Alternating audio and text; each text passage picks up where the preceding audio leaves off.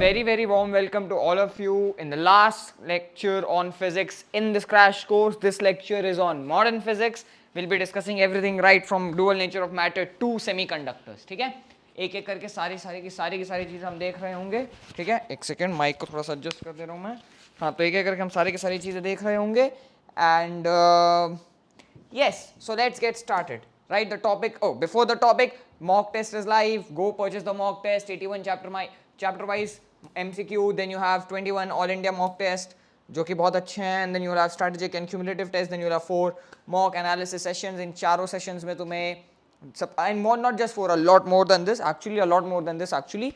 And in addition to all of that, you'll also be getting basically guidance from us and a lot of other great people. So that will be amazing, right? That will be very helpful. Okay, so that will be very helpful. Okay, so I would want you to actually check this out once. अच्छा लगे तो लो and make full use of everything, all the resources that are available at you. If you don't want to get the full chapter wise test, if you feel your chapters are very well prepared, then you can go for just the full mock का package जो कि तुम्हें मिल जाएगा 499 पे. So go check it out on the ClassPay app and yeah, hopefully you like it. Anyways, now coming back to the main topic, today's session is going to be on what? Today's session is going to be on what? Today's session is going to be on what? Today's session is going to be on what? Today's session is going to be on modern physics. Modern physics का पहला topic क्या है तुम्हारा? Dual nature of electromagnetic waves. तो अब देखो, dual nature से पहले इलेक्ट्रोमैग्नेटिक वेव क्या होता है वो समझो. इलेक्ट्रोमैग्नेटिक वेव का मतलब होता है ईएम वेव, है ना? ये हमने ऑलरेडी पढ़ रखा है. This is a field of electricity and magnetism, right? अरे यार चल जा. This is a wave of electric field and magnetic field का वेव, राइट? ईएम वेव जो होती है ये वेव है. अब इस ईएम वेव की एक बहुत इंटरेस्टिंग प्रॉपर्टी होती है कि जो एम्पलीट्यूड इंटेंसिटी होता है that is directly proportional to amplitude of the EM wave square, which is nothing but या तो ये ई नॉट का जो स्क्वायर मॉड है उसके स्क्वायर के प्रोपोर्शनल होता है. ठीक है, ये जो होता है ये ई नॉट के प्रोपोर्शनल होता है, right? So this is the definition of the idea of intensity. ठीक है, ठीक है, सही है, सही है, यस और नो? अब अगर ये लॉ तुम मानते हो तो तुम्हारा एम्पलीट्यूड बढ़ाने से क्या होगा कि मैं एक पर्टिकुलर एम्पलीट्यूड की लाइट शाइन करते जाऊंगा किसी भी एम्पलीट्यूड की. And what is going to be the total energy delivered. So delta energy कितना होगा? डेल्टा एनर्जी डिलीवर्ड कितना होगा? डेल्टा यू कितना होगा? How much energy would you deliver? So that is going to be intensity into area into, so this would give you what? This would give you your power, right? And then I multiply this by delta t. So this is the amount of energy that will be incident on area A with intensity I in time delta t. बात समझ में आई क्या? बात समझ में आई क्या? बात समझ में आई क्या? बात समझ में आई क्या? बात समझ में आई क्या? बात समझ में आई क्या? है ना, है ना? तो अगर मान लो मैं कोई से भी एम्पलीट्यूड में अगर सफिशिएंटली लॉन्ग टाइम के लिए वेट कर लूँ तो मुझे इलेक्ट्रॉन मिल जाएगा. यस और नो? अगर मैंने कोई सी भी लाइट ली और मैं सफिशिएंटली लॉन्ग टाइम के लिए वेट करूँ तो मुझे इलेक्ट्रॉन मिल जाना चाहिए. मतलब इलेक्ट्रॉन इन द सेंस कि मान लो मैंने एक मेटल शीट ले ली. यहाँ पे इस मेटल शीट में बहुत सारे इलेक्ट्रॉन्स पड़े हुए हैं. अब अगर मुझे इन इलेक्ट्रॉन्स को बाहर निकालना, अगर यहाँ पे बहुत सारे इलेक्ट्रॉन्स पड़े हुए, अगर मेरे को इन इलेक्ट्रॉन्स को बाहर निकालना है तो मैं कैसे निकालूंगा बाहर? अगर मैं कोई इन इलेक्ट्रॉन्स को बाहर निकालना तो मैं कैसे बाहर निकालूंगा? अगर मुझे इन इलेक्ट्रॉन्स को बाहर निकालना तो मैं कैसे बाहर निकालूंगा?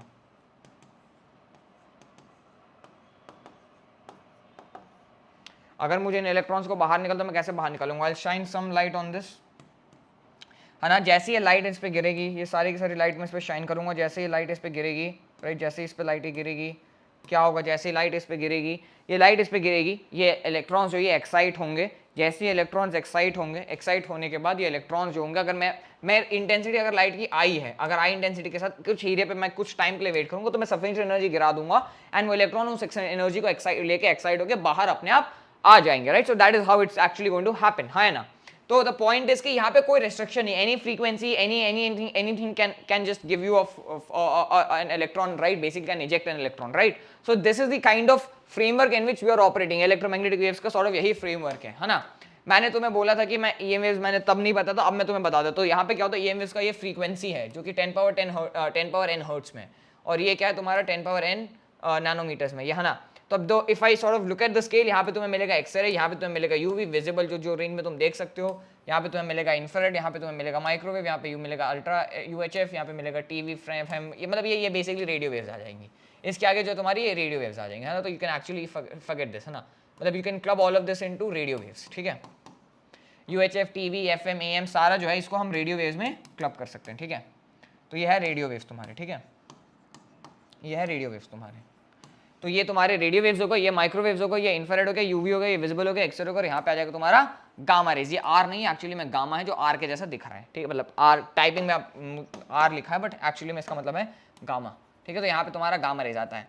गामा रेज के बाद एक और रे आता है, कॉस्मिक रे बोलते हैं, जो कि तब एमिट होते हैं when there are something like it is basically not found on earth, it is not produce on earth. ये हमें मिलता है जब हमारा कोई कॉस्मिक इवेंट हो रहा होता है, नाम से ही पता चलता है। ज़्यादा डिटेल में मैं नहीं जाऊँगा, तुमको एक रफ आइडिया होना चाहिए, है ना। इसको याद करने का एक बहुत अच्छा ट्रिक होता है, CGX UVI MTR, and that's sort of the idea, ठीक है। CGX UVI MTR, है ना, CGX UVI MTR, it's the acronym is that. तुम्हें याद करने की जरूरत नहीं, बस एक रफ आइडिया होना चाहिए कि इलेक्ट्रोमैग्नेटिक स्पेक्ट्रम कैसा दिखता है, अलग अलग फ्रीक्वेंसी के साथ अलग अलग होगा, ठीक है। तो ये फ्रीक्वेंसी होती है और उसका करस्पॉन्डिंग लैम्डा होता है। न्यू और लैम्डा कैसे रिलेटेड होते हैं, ये बताओ मुझे, न्यू और लैम्डा कैसे रिलेटेड होते हैं? हाँ, न्यू और लैम्डा कैसे रिलेटेड होते हैं? Nu times lambda is the speed of light, हाँ है ना, nu times lambda is the speed of light, and that is basically what 1/√μ0 epsilon naught, हाँ है ना। सही बात है, सही बात है क्या? हाँ यार, हाँ है ना, बिल्कुल सही बात है, ठीक है। तो this is the formula that you get for c, μ0 epsilon naught. याद रख लेना, भूलना मत, भूलना मत। अगर मानो तुम किसी दूसरे मीडियम में चले गए हो जहाँ पे तुम्हारे पास μ0 और एप्सिलॉन नॉट की वैल्यू कुछ और आ गई है, तो ये जो तुम्हारा वैल्यू रहेगा वहाँ पे, जब तुम दूसरे मीडियम में चले गए जहाँ पे तुम्हें दूसरी वैल्यू आ जाएगी, तो तुम्हारे जो μ0 और एप्सिलॉन नॉट रहेगा, है ना, ये म्यू और एप्सिलॉन बन जाएगा, and things will work in a different manner, ठीक है। अब हम फाइनली आते हैं जिसकी हम बात करना चाहते थे, इलेक्ट्रॉन एमिशन की। लाइट तुमने शाइन किया तो लाइट कैसे बिहेव करेगी, राइट। तो इसके इसमें क्या होता है, थर्मियोनिक एमिशन एक तरीके का एमिशन होता है, जिसमें क्या होता है, इन दिस मेथड मेटल और conductor is heated to overcome binding potential of the conductor and consequently free the electrons, है ना, ऑब्वियसली। तो तुम हीट करते हो, आग लगा के भी तुम एमिशन निकाल सकते हो, इसलिए थर्मियोनिक, है ना, heating it and then getting the electron out, right. So you in this method the metal or conductor is heated to overcome binding potential of the conductor and consequentially free the electrons, ठीक है, consequentially free the electrons। सही है बात, हाँ है ना, सही है बात, ये सुनो, है ना। फाइनली आता है तुम्हारा field emission. The emission of electron induced by an electrostatic field is called field emission. In this process the high electric field acting on the conductor exerts an electric force on the free electron, exerts a force on the free electron, है ना, in the conductor in the opposite direction of the field. This force overcomes the binding potential of the conductor and the electrons start coming out of the metal surface, ठीक है, and the electron starts coming out of the metal surface, ठीक है। Secondary emission अब क्या है तुम्हारा, secondary emission अब क्या है तुम्हारा, ejection of electron from a solid that is bombarded by a beam, that is bombarded by a beam of charged particle is known as secondary emission, ठीक है, is known as secondary emission. The photoelectric emission अब क्या है तुम्हारा, ये मैं slides पढ़ रहा हूँ एक तरीके से, but I hope you get the idea, ठीक है, I hope you get the idea. तो चार तरीके जो भी तुम यहाँ पे देखे, उसमें से पहला है कि तुम उसको हीट करके बाहर निकाल रहे हो, सेकंड है तुम्हारा फील्ड एमिशन, तीसरा है तुम्हारा सेकेंडरी एमिशन। फील्ड एमिशन तुम समझ ही पा रहे हो, राइट, कि electrostatic field मतलब I mean yeah I've read it for you and it's pretty clear, right, there's no clutter over here for which I need to declutter in any way, right।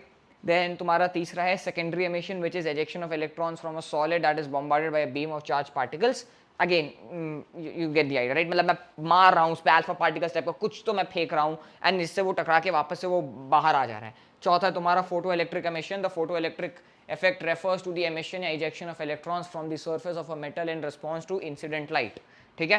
Photo electric emission क्या है तुम्हारा, कि जो तुम्हारा photo electric effect जो है वो refer होता है टू द एमिशन या ejection of electrons from the surface of a metal in response to incident light, या फिर वही तो इंसिडेंट लाइट जो अभी मैंने इससे पहले बताया, राइट, मैं लाइट के थ्रू उसको एनर्जी देके उसको मैं इजेक्ट करा रहा हूँ, लाइट मैं उस पर शाइन कर रहा हूँ, लाइट से उसको एनर्जी मिल रही है और लाइट की एनर्जी से बाहर फिर आ रहा है, ठीक है, of a metal in response to incident light और इलेक्ट्रोमैग्नेटिक वेव।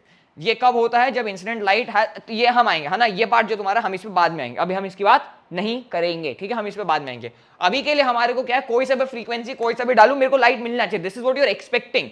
मुझे लग रहा है कि मैं कोई सा भी इंटेंसिटी ले लूं, कोई सा भी टाइम ले लूं, किसी भी एरिया पे गिराऊंगा तो मुझे लाइट मिल जानी चाहिए, if I wait for sufficiently long amount of time, right. अगर मैं sufficiently long amount of time के लिए वेट करूंगा तो मुझे वो मिल जाना चाहिए, हाँ या ना, है ना। So that is what I expect, but that is not going to happen, क्योंकि जब मैं ये exactly करता हूँ तो मुझे ये एक्सपेरिमेंट्स मिलता है। The photoelectric effect was actually discovered by Wilhelm Ludwig Franz Hallwachs in 1888. The experimental verification was then done by Hertz. The photoelectric effect refers to the emission या ejection बाहर निकलना of electrons from the surface of a metal in response to incident light या electromagnetic wave. Light ही essentially electromagnetic wave होती है ना. The electrons ejected due to photoelectric effect is called a photoelectron is donated by E minus. The electrons ejected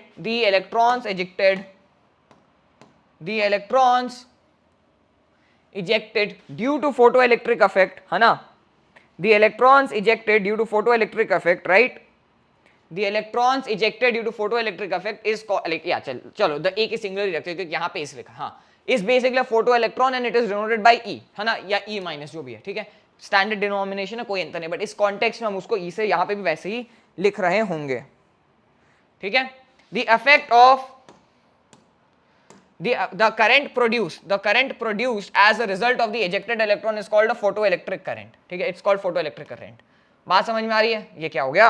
हाँ आया अब है ना. तो जो तुम्हारा इलेक्ट्रॉन प्रोड्यूस हो रहा है उसको क्या बोलते हैं, उस करंट को क्या बोलते हैं, उसको फोटो इलेक्ट्रॉन बोलेंगे. और जो तुम्हारा करंट बनेगा उसको फोटो इलेक्ट्रिक करंट बोलेंगे. बेसिक टर्मिनोलॉजी से जो तुम्हें एक सॉर्ट ऑफ एक आइडिया हो जाना चाहिए. फाइनली तुम्हारे क्या था, photo electric effect proves quantum nature of light. Photo electric effect proves quantum nature of light. ठीक है, photo electric effect proves the quantum nature of light. ठीक है, ये क्या प्रूव करता है, quantum nature of light proof करता है. ठीक है, photo electric effect can not be explain by classical wave theory. अब ये क्यों नहीं होता है ना, ये क्यों नहीं होता है ना, ये क्यों नहीं होता, बिकॉज द वेव थ्योरी. हाँ, तो ये क्यों नहीं होता, आगे आएंगे है ना. First 3 observation of photo electric जो अगले साइड पे मैं लेके आऊं ना. तो क्लासिकली हम इसको नहीं कर सकते, वेव से हम इसको एक्सप्लेन नहीं कर सकते. सो दिस फर्स्ट पेज वाला आइडिया जो मैंने तुम्हें यहां पे दिया था, this does not work, this fails completely. तुम्हें किसी रैंडम इंटेंसिटी पे इलेक्ट्रॉन्स नहीं मिलते हैं, किसी रैंडम मतलब इंटेंसिटी यानी कि एम्पलीट्यूड पे इलेक्ट्रॉन्स नहीं मिलते हैं है ना. किसी भी डेल्टा टी पे नहीं मिलता, हमेशा डेल्टा टी 0 पे ही मिलता है. कभी भी टाइम नहीं लगता इलेक्ट्रॉन इजेक्शन का. अगर 1 सेकंड में तुरंत इजेक्ट नहीं हुआ तो फिर इलेक्ट्रॉन कभी इजेक्ट नहीं होगा. बात समझ में आ रही मेरी. अगर इलेक्ट्रॉन एक बार 1 सेकंड तुरंत इंस्टेंटली इजेक्ट नहीं हुआ तो 1 सेकंड 1 घंटा 10 घंटा 1 साल लगा दो, इलेक्ट्रॉन कभी इजेक्ट नहीं होने वाला है. ठीक है, सही है. फिर फाइनली जी क्या है, photo electrons generally refer to the free electrons that are in intermolecular spaces in the metal है ना. तो जो मेटल के बीच में इलेक्ट्रॉन्स वही जनरली बाहर आते हैं. एक एटम के अंदर बैठा हुआ इलेक्ट्रॉन नहीं आता. मॉलिक्यूल्स के बीच में जो फ्री इलेक्ट्रॉन और होल्स का पेयर जो आगे हम देख रहे होंगे वो आता है. ठीक है, but anyways explanation was given by Albert Einstein जो कि हम देख रहे होंगे. And the law of conservation forms the basis of photo electric effect. ये किसके ऊपर बेस्ड है, ये एग्जाम में एमसीक्यू में सीधे सीधे उठ के आ सकता है. Law of conservation of energy पर बेस्ड है फोटो इलेक्ट्रिक इफेक्ट. ये जान लेना है, सीधे सीधे उठ के आ सकता है. एनीवेज चलो तो फाइनली इसके कुछ एग्जांपल्स देखते हैं, इसको समझते हैं क्या होता है. तो अभी होता क्या पता है, यहाँ पे होता क्या मालूम है, मैं वो तुम्हें दिखा रहा हूँ. पहले ऑब्जर्वेशन दिखा रहा हूँ. Nice, so these are the observations. ठीक है, ये ऑब्जर्वेशन है तुम्हारे फोटो इलेक्ट्रिक इफेक्ट का. ठीक है, इसके बाद हम आके देखेंगे कि इसके साथ करना क्या है, फ्रीक्वेंसी वगैरह का क्या लेना देना है, जो भी है वो इक्वेशन इसके बाद देखेंगे. तो पहले ऑब्जर्वेशन समझो.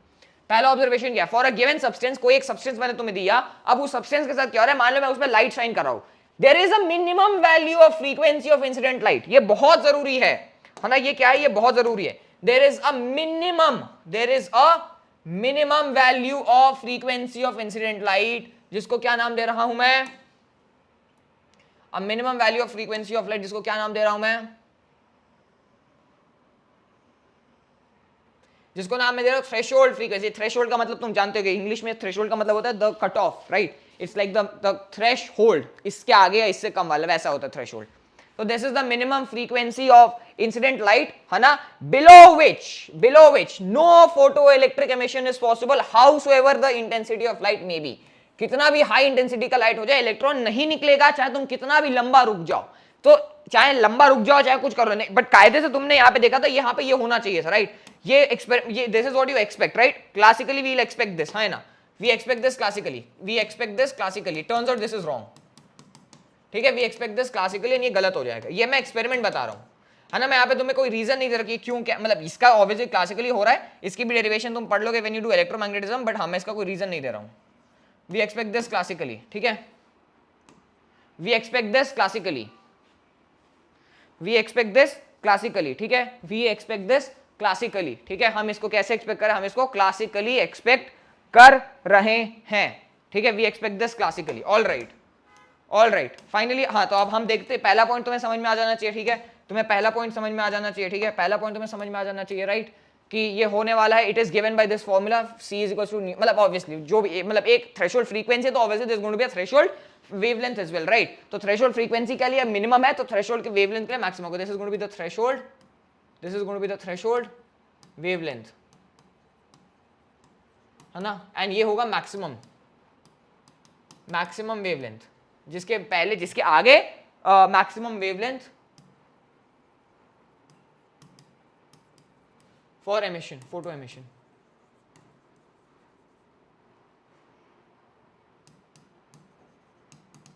ठीक है, ये रेड में तो मैं देख नहीं रहा बट कोई बात नहीं, काम चल जाएगा. इधर पे एक ही वर्ड है, फोटो एमिशन है वो, ठीक है. So this is the maximum wavelength जिसके फॉर फोटो एमिशन, इसके ऊपर वाले में नहीं होगा. ओके, कैसे मिलेगा? ऑब्वियसली रिलेशन है ना, फ्रीक्वेंसी और थ्रेशोल्ड में, मतलब ऑब्वियसली वही सेम रिलेशन है.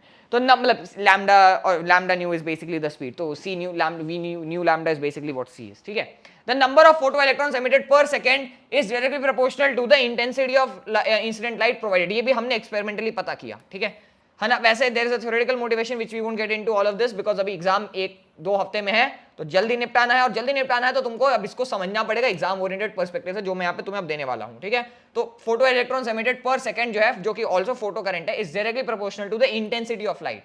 तो जो तुम्हारा करंट है, इससे तुमने क्या सीखा? तुम्हारा जो तुम्हारा एक तुम्हारी जो इलेक्ट्रॉन है ना, तुम्हारा जो तुम्हारा क्या है करंट है, फोटो करंट आई है ना, आई न्यू लेते हैं इसको, symbol is going to be I nu. ठीक है, आई न्यू जो है तुम्हारा, क्योंकि वो nu is basically for EM wave का सिंबल है ना, तो वो किसके प्रोपोर्शनल है? वो किसके proportional? That is proportional to intensity of the incident light. वो किसके प्रोपोर्शनल है? इंटेंसिटी के प्रोपोर्शनल, या इंटेंसिटी के proportional, right? Intensity. So this is going to play an important role.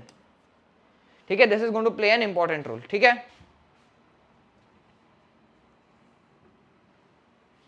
ठीक है. फाइनली थर्ड बिट क्या है तुम्हारा? थर्ड बिट क्या है तुम्हारा? थर्ड बिट क्या है तुम्हारा? थर्ड बिट क्या है तुम्हारा? कि द मैक्सिमम काइनेटिक एनर्जी क्या है? द मैक्स, अरे यार हाँ, द मैक्सिमम काइनेटिक एनर्जी है ना,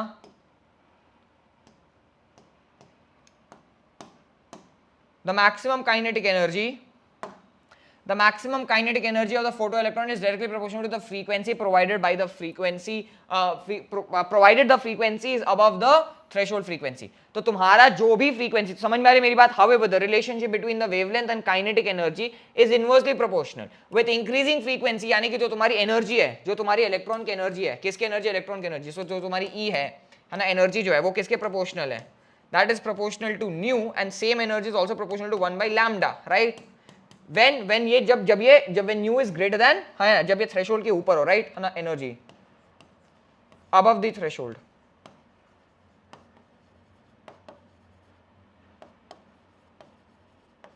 ठीक है बात? above the threshold energy is directly proportional to nu and inversely proportional to lambda. बहुत सिंपल सा लाइन है, कोई कॉम्प्लिकेशन नहीं है, कोई क्लटर नहीं है, and I hope you get the idea. Yes or no? बात समझ में आ रही है? आई होप आ रही है. ठीक है, I hope this is making sense, and I hope this is perfectly fine, and this is all nice, good and clear. ठीक है, but with an increasing wavelength it decreases, right? Obviously inversely proportional. So nu increase, lambda decrease, kinetic energy of emitted electron increases, nu decreases, lambda increases, kinetic energy of photoelectric emitton emitted electrons decrease. Simple, right? The maximum kinetic energy is independent of intensity, जो कि उल्टा है. हमारी energy तो intensity से आती है ना, पर यहाँ पे वो नहीं हो रहा है, यानी कि कुछ तो वियर्ड हो रहा है, राइट? एक्सपेरिमेंटली तुमने ये मेजर किया है. तो maximum kinetic energy is independent of the intensity of the photo electron. ये तुमने एक्सपेरिमेंटली मेजर किया. ठीक है, ये तुमने एक्सपेरिमेंटली मेजर किया है ना. तो जो मैक्सिमम काइनेटिक एनर्जी वो इंडिपेंडेंट है इंटेंसिटी ऑफ द फोटो, उसके इंसिडेंट लाइट के. ठीक है ना. फिर क्या है तुम्हारा? The process of photo electric emission is instantaneous. मतलब जो मैंने बोला, डेल्टा टी जीरो होता ही है हमेशा, उससे ज्यादा एक बार जीरो में अगर एमिट नहीं हुआ तो चाहे तुम कुछ कर लो, एमिशन नहीं होगा. Emission always happens instantaneously. ठीक है, the process of photo electric emission is instantaneous. There is as soon as photons of suitable frequency fall. Photons क्या होता है हम आएंगे उस पर, but as soon as they fall on substance it emits photoelectrons. Second last point है कि the photoelectron emission is 1 to 1. For every photon of suitable frequency 1 electron is emitted, and value of threshold frequency or threshold wavelength depends upon the photosensitive nature of metal. तो जो threshold frequency वो metal की property है, और जो तुम्हारा electron है वो एक मतलब है ना, तो जो तुम्हारा इलेक्ट्रॉन है वो तुरंत एमिट होता है. अब इसको मैं कुछ पार्ट जो मैंने सेकंड लास्ट पॉइंट को मैं एक्सप्लेन करता हूं. तो the model that Einstein proposes is the following. Planck ने अपनी एक क्वांटम थ्योरी दी हुई थी फॉर ब्लैक बॉडी रेडिएशन, जिसको आइंस्टाइन, जिसका एक आइडिया था कि energy of light has to be quantised. तो एनर्जी ऑफ लाइट का क्वांटाइजेशन उन्होंने ये यूज किया था, E is equals to NH nu.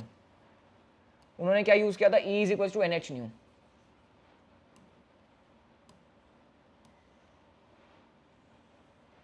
E is equals to NH nu was the formula that he used, right? Einstein ने same equation बोरो किया और Einstein ने क्या बोला कि लाइट की एनर्जी, चाहे वो अब ये पैकेट्स नहीं है, these are not formal particles, they are not balls, they are not like rigid balls, right? They are not billiard balls, ठीक है, they are not like billiard balls, right? हाँ है ना, ठीक है। अब देखो H nu जो है ये एक एनर्जी का अमाउंट है, तो तुम्हें यहाँ पे लाइट की वेव नहीं टूट रही है, तो लोग इस तरीके का डायग्राम बनाते हैं, ऐसा ऐसा ऐसा ऐसा ऐसा, ये सब नहीं हो रहा। ऐसे लाइट का वेव ऐसे तरीके से वेविकल ये सब कुछ नहीं हो रहा, ठीक है, ऐसा कुछ नहीं है। लाइट क्या है ना, उसमें कोई उसके हमें पता ही नहीं है, because now we don't really know light क्या है, क्योंकि लाइट में हम एक्सपेक्ट कर रहे थे कि लाइट अगर एक क्लासिकल इलेक्ट्रोमैग्नेटिक वेव होगी, तो लाइट अगर एक इलेक्ट्रोमैग्नेटिक वेव है तो लाइट ऑसिलेट करेगी, कुछ होगा, राइट? एंड उसमें तुम्हारा लाइट ऊपर नीचे ऐसे पूरा ऑसिलेट वगैरह करेगी, राइट? लाइट तुम्हारा ऑसिलेट वगैरह करेगी ऐसे, बहुत चीज़ें होंगी, इलेक्ट्रिक फील्ड और मैग्नेटिक फील्ड ऑसिलेट वगैरह करेंगे, और जब इलेक्ट्रिक और मैग्नेटिक फील्ड ऑसिलेट करेंगे तुम्हारी, तो तुम्हें उससे मिलेगा इंटेंसिटी पे डिपेंडेंस एंड इंटेंसिटी का एम्पलीट्यूड पे dependence and things like those, right? Intensity जो रहेगी तुम्हारी इंडिपेंडेंट ऑफ फ्रीक्वेंसी हो जाएगी, जो कि नहीं होनी चाहिए, बिकॉज एक्सपेरिमेंटली तुम देख रहे हो कि तुम्हारा एनर्जी जो है वो इंडिपेंडेंट है तुम्हारे फ्रीक्वेंसी से, राइट? दिस पॉइंट डी है ना, maximum kinetic energy of photo electrons is independent of intensity of the incident light. तो इस टाइप की चीजें जो थी वो वियर्ड आ रही थी, तो हमें एक्चुअली में नहीं पता लाइट है क्या, तो मैं लाइट की बात अभी कर ही नहीं सकता, because what ever picture I had in my mind for light is now gone. Light की मैं बात ही नहीं कर रहा, मैं लाइट के एनर्जी की बात कर रहा हूँ। लाइट के एनर्जी की बात करने का क्या मतलब है? लाइट की एनर्जी की बात करने का मतलब कि लाइट की एनर्जी अब ब्रेक हो रही है पार्ट्स में, लाइट की एनर्जी की मैं सिर्फ बात करूँ, मैं लाइट की बात ही नहीं कर रहा हूँ। अब इसको ह्यूरिस्टिकली मैं मोटिवेट वगैरह कैसे करूंगा, that's a separate story which again you should think about. I am not going to be doing that story right now because it's not relevant for your exam. So the story is कि तुम्हारा E is equals to NH nu है, यहाँ पे एक packet की energy is H nu, ठीक है, एक पैकेट की energy is H nu, and total जितने पैकेट होंगे उतने H nu आ जाएंगे, तो E will become NH nu. So this is the idea, ठीक है। अब अगर ऐसा हो रहा है तो तुम्हारा ये सबसे पहले तो ये किसके बराबर रहेगा, सबसे पहले किसके बराबर रहेगा? सो यहां से तुम्हें क्या मिल जाएगा, E is equals to NHC by lambda, right है ना, NHC by lambda आ गया, है ना? तो तुम यहाँ पे ये चीज समझ चुके हो, राइट? सो क्लियरली तुम्हें एक आइडिया आ रहा है कि अच्छा ठीक है कुछ ऐसा हो रहा है। And doesn't this also explain the property of this कि एक थ्रेशोल्ड फ्रीक्वेंसी, बिकॉज अब सोचो क्या हो रहा है, तुम्हारे इलेक्ट्रॉन की एनर्जी लाइट की एनर्जी के साथ दिक्कत हुई है, इलेक्ट्रॉन की एनर्जी आज भी हाफ mv² ही चल रही है, राइट? तो इलेक्ट्रॉन की हाफ mv² एनर्जी है जो, है ना, हाफ mv² जो इलेक्ट्रॉन की एनर्जी है ना, मैक्सिमम पॉसिबल एनर्जी, बिकॉज देखो होगा क्या ना कि मेटल में कुछ इलेक्ट्रॉन अंदर दबे होंगे, कुछ एकदम सरफेस पे होंगे, तो एक मिनिमम एनर्जी रहेगी, राइट? इसको निकालने के लिए मिनिमम लगेगी, पर इसको निकालने के बहुत ज्यादा लग जाएगी, तो कुछ में होगा कि बहुत इजीली निकल जाएंगे, कुछ बहुत ज्यादा निकलेंगे, तो हम एक फ्रीक्वेंसी पे मैक्सिमम लेंगे, तो हमारा threshold frequency is like the minimum energy, मतलब जो समझो वर्क जो है वो मिनिमम है, राइट? वर्क फंक्शन में भी आगे डिफाइन करूंगा, तो वर्क फंक्शन हमारा सबसे मिनिमम वाला होता है, जो एक सबसे कम एनर्जी में अगर कोई सा इलेक्ट्रॉन निकले तो वो हमारा वर्क फंक्शन, एनीवेज जो जस्ट सरफेस पे हो, ठीक है? तो ये जो तुम्हारा है ना V मैक्स, किसका? इलेक्ट्रॉन का, है ना, ये इलेक्ट्रॉन के लिए, ये किसके लिए? इलेक्ट्रॉन के लिए, किसके लिए? इलेक्ट्रॉन के लिए, ठीक है? तो हाफ m V मैक्स का स्क्वायर जो है, this is equal to what? This is equal to, देखो अब ये हो रहा है क्या, ये होगा किसके बराबर होगा? ये एक्चुअली में E के बराबर होगा, E माइनस सम जो है ना, तो जो तुम्हारे एनर्जी निकालने में लगी है, राइट? जो तुम्हारी एनर्जी निकालने में लगी है, राइट? तो E of light minus V, E new is like, new के लिए हम सिंबल हमेशा, लाइट के हम ये सिंबल यूज करेंगे, E न्यू, लाइट के हमेशा क्या E न्यू यूज करेंगे, तो this is the energy of light minus the work function fee not, ठीक है? This is the energy of light minus the work function fee not. तो जो भी तुम्हारा इलेक्ट्रॉन का मैक्सिमम काइनेटिक एनर्जी रहेगा, तो ये रहेगा क्या? के ई मैक्स, ये रहेगा के ई मैक्स। अगर ये इलेक्ट्रॉन का एनर्जी तुम्हारा के ई मैक्स रहेगा, तो तुम्हें यहाँ पे क्या मिल जाएगा? E nu minus phi. अच्छा, अगर ये तुम मान लो अब, तो do you now realise that it actually does make sense, right? Because ये इसको मैं हमेशा देखो अब NH न्यू जो, अब तुमने इसके बाद लास्ट में, अब यहाँ पे क्या होगा, मान लो इसको मैं ले लूँ कुछ H times some nu naught ले रहा हूँ, एक रैंडम ऐसे एक सूडो फ्रीक्वेंसी ले रहा हूँ न्यू नॉट, जहाँ पे मैं न्यू नॉट को कैसे डिफाइन कर रहा हूँ? मैं न्यू नॉट को कैसे डिफाइन कर रहा हूँ? Phi naught by E by H,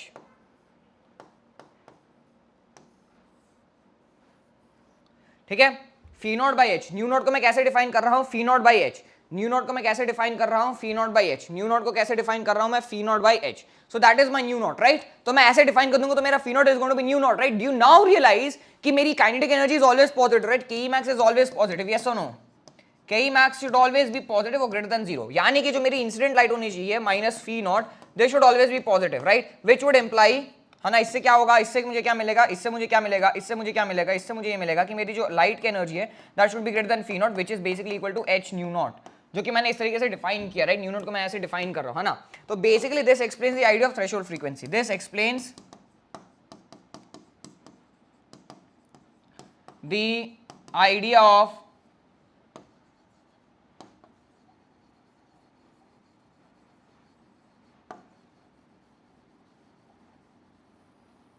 threshold frequency, right, this explains the idea of threshold frequency. बात समझ में आ रही है कि अगर तुम्हारी E should actually be greater than phi naught, अगर वो फी नॉट से बड़ा नहीं है ई, तो तुम्हारा काम नहीं हो पाएगा, right, you need your E to be greater than phi naught, but that means कि तुम्हारा E is greater than H nu naught. अब इसका क्या मतलब हो जाएगा, E is actually what H nu naught, right, देखो एच न्यू नॉट, अब यहाँ पे मेरा एन एच न्यू नॉट है, बट द असम्पशन इज कि एक इलेक्ट्रॉन के लिए सिर्फ एक पैकेट ऑफ एनर्जी लगता है, यही जो पैकेट ऑफ एनर्जी है, लाइट, जो लाइट एक फ्रीक्वेंसी की लाइट जिसकी एनर्जी न्यू नॉट है, उसी को मैं फोटोन बोलता हूं। वो लाइट की एक रे या एक बीम या जो भी है, जिसकी लाइट का वो एक पूरा क्लम्प बीम, जो भी तुम बोलना चाहो, जो भी जैसे भी देखो, लाइट जो मैंने प्रोड्यूस की, जो लाइट मैंने इंसिडेंट की है, the amount of light with a frequency nu and energy h nu is a photon. That is not a particle. You don't know what that is. You don't even know what its real nature is. You just know कि उसका energy इस तरीके से break down है H new में, ठीक है। तो हम क्या एज्यूम करें कि पैकेट्स में न्यू के पैकेट, न्यू फ्रीक्वेंसी के साथ जो एनर्जी का पैकेट है मेरा, वो न्यू नॉट है, सॉरी एच न्यू है, माय बैड, न्यू नॉट नहीं एच न्यू है। तो अगर वो एच न्यू है तो मैं एक एच न्यू सिर्फ एक इलेक्ट्रॉन से इंटरेक्ट करेगा, दो एच न्यू कभी भी एक इलेक्ट्रॉन से इंटरेक्ट नहीं करेगा, ठीक है। तो एक ही फोटोन एक इलेक्ट्रॉन से इंटरेक्ट करेगा, तो एच न्यू जो है मेरा वो ई के बराबर हो गया, क्योंकि ये ई जो है वो लाइट, इलेक्ट्रॉन पे गिरने वाली लाइट की एनर्जी है, तो वो एच न्यू हो गया। तो your H nu has to be greater than phi naught which is equal to what, H nu naught, यानी कि यहां से तुम्हें क्या मालूम पड़ गया, यहां से तुम्हें मालूम पड़ गया कि new should actually be greater then nu not. This is the idea which would also imply that 1 by lambda is actually greater than 1 by lambda naught, which would imply कि lambda should be less than lambda naught, right, क्योंकि inverse denominator बड़ा होगा ना, तभी तो numerator छोटा होगा। तो बस यही है, तो हो गया सॉल्व, खत्म, यही है बस, और कुछ नहीं है, ठीक है, समझ में आ गया, ये सोनू, है ना। तो अब यही आके यहाँ पे देखते हैं, तो the greatest wavelength of incident light और radiation for a specified surface of the emission of photo electron is known as threshold wavelength, ठीक है। nu is equals to c by v naught. For wavelengths above this threshold there will be no photo electron emission, यानी कि nu is equals to wavelength of incident photon, अगर ये इससे छोटा है तो photo electron will take place and ejected photon will have possess some kinetic energy। इस पे the photo electron, like just photo electron will take place and kinetic energy will be zero, and इस वाले case में there will be no photo electrons, होगा ही नहीं। तो यही कहानी वहां लिखी थी जो मैंने अब यहाँ पे तुम्हें एक्सप्लेन कर दी है, बात समझ में आई, जो मैंने यहाँ पे तुम्हें एक्सप्लेन कर दी है, ठीक है, समझ में आ गया। अच्छा, तो इससे अगर मैं चाहूँ अब तुम्हें आगे बढ़ाना चाहूँ तो मैं क्या क्या लिख सकता हूँ, तो आई नो कि हाफ एम वी स्क्वायर है ना, ये जो है। अब मान लो मैंने यहाँ पे एक सर्किट ड्रॉ करो, मैं यहाँ पे क्या करूँ, एक सर्किट ड्रॉ करो, स्टॉपिंग पोटेंशियल पहले देखते हैं, सबसे पहले तो स्टॉपिंग पोटेंशियल क्या था वो देखते हैं, उसके बाद आगे बढ़ते हैं। तो मान लो मैंने यहाँ पे एक प्लेट लगाई है ना, यहाँ पे मान लो मेरे पास एक प्लेट है, मान लो मेरे पास इस तरीके से यहाँ पे कॉइल है और यहाँ पर एक प्लेट है,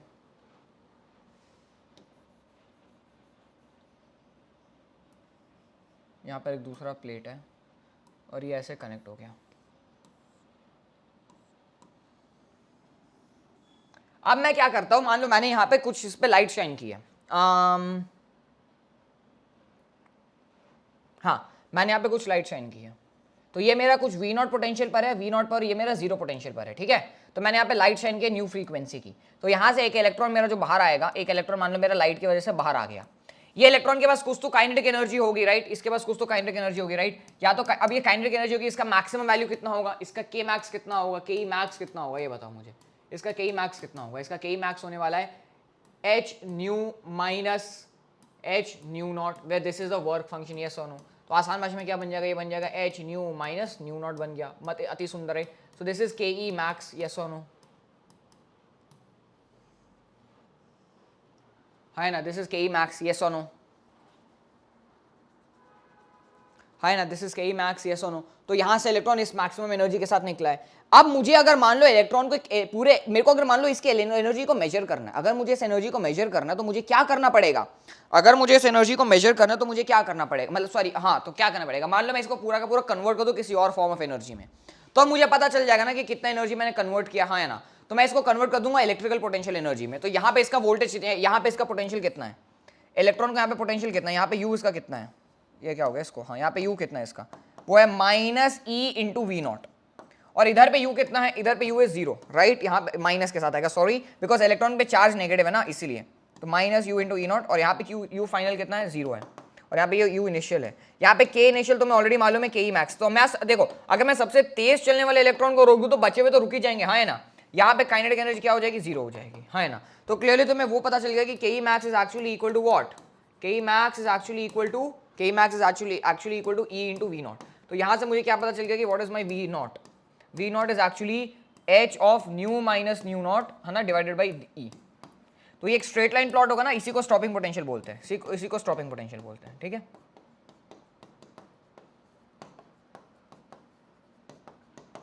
इसी को स्टॉपिंग पोटेंशियल बोलते हैं, बात समझ में आ गई, यस और नो, इसी को स्टॉपिंग पोटेंशियल बोलते हैं। तो न्यू इज इक्वल्स टू, है ना, तो ये क्या है, ये वी नॉट है, ये पोटेंशियल है, ठीक है, ये वी है, न्यू नहीं है ना। तो nu minus nu naught is equals to E V naught by H is also valid formula. तो ये एक स्ट्रेट लाइन प्लॉट बनने वाला है, ठीक है, हम आगे देखेंगे। तो समझ में आया।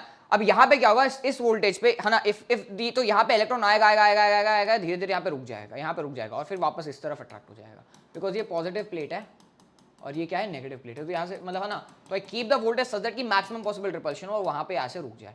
तो यहाँ पे रुक जाएगा, तो यानी कि मेरा करंट क्या हो जाएगा, electron stops over here, stops here. तो इस केस में मेरा मैक्सिमम मेरा करंट क्या हो जाएगा, I is going to be zero.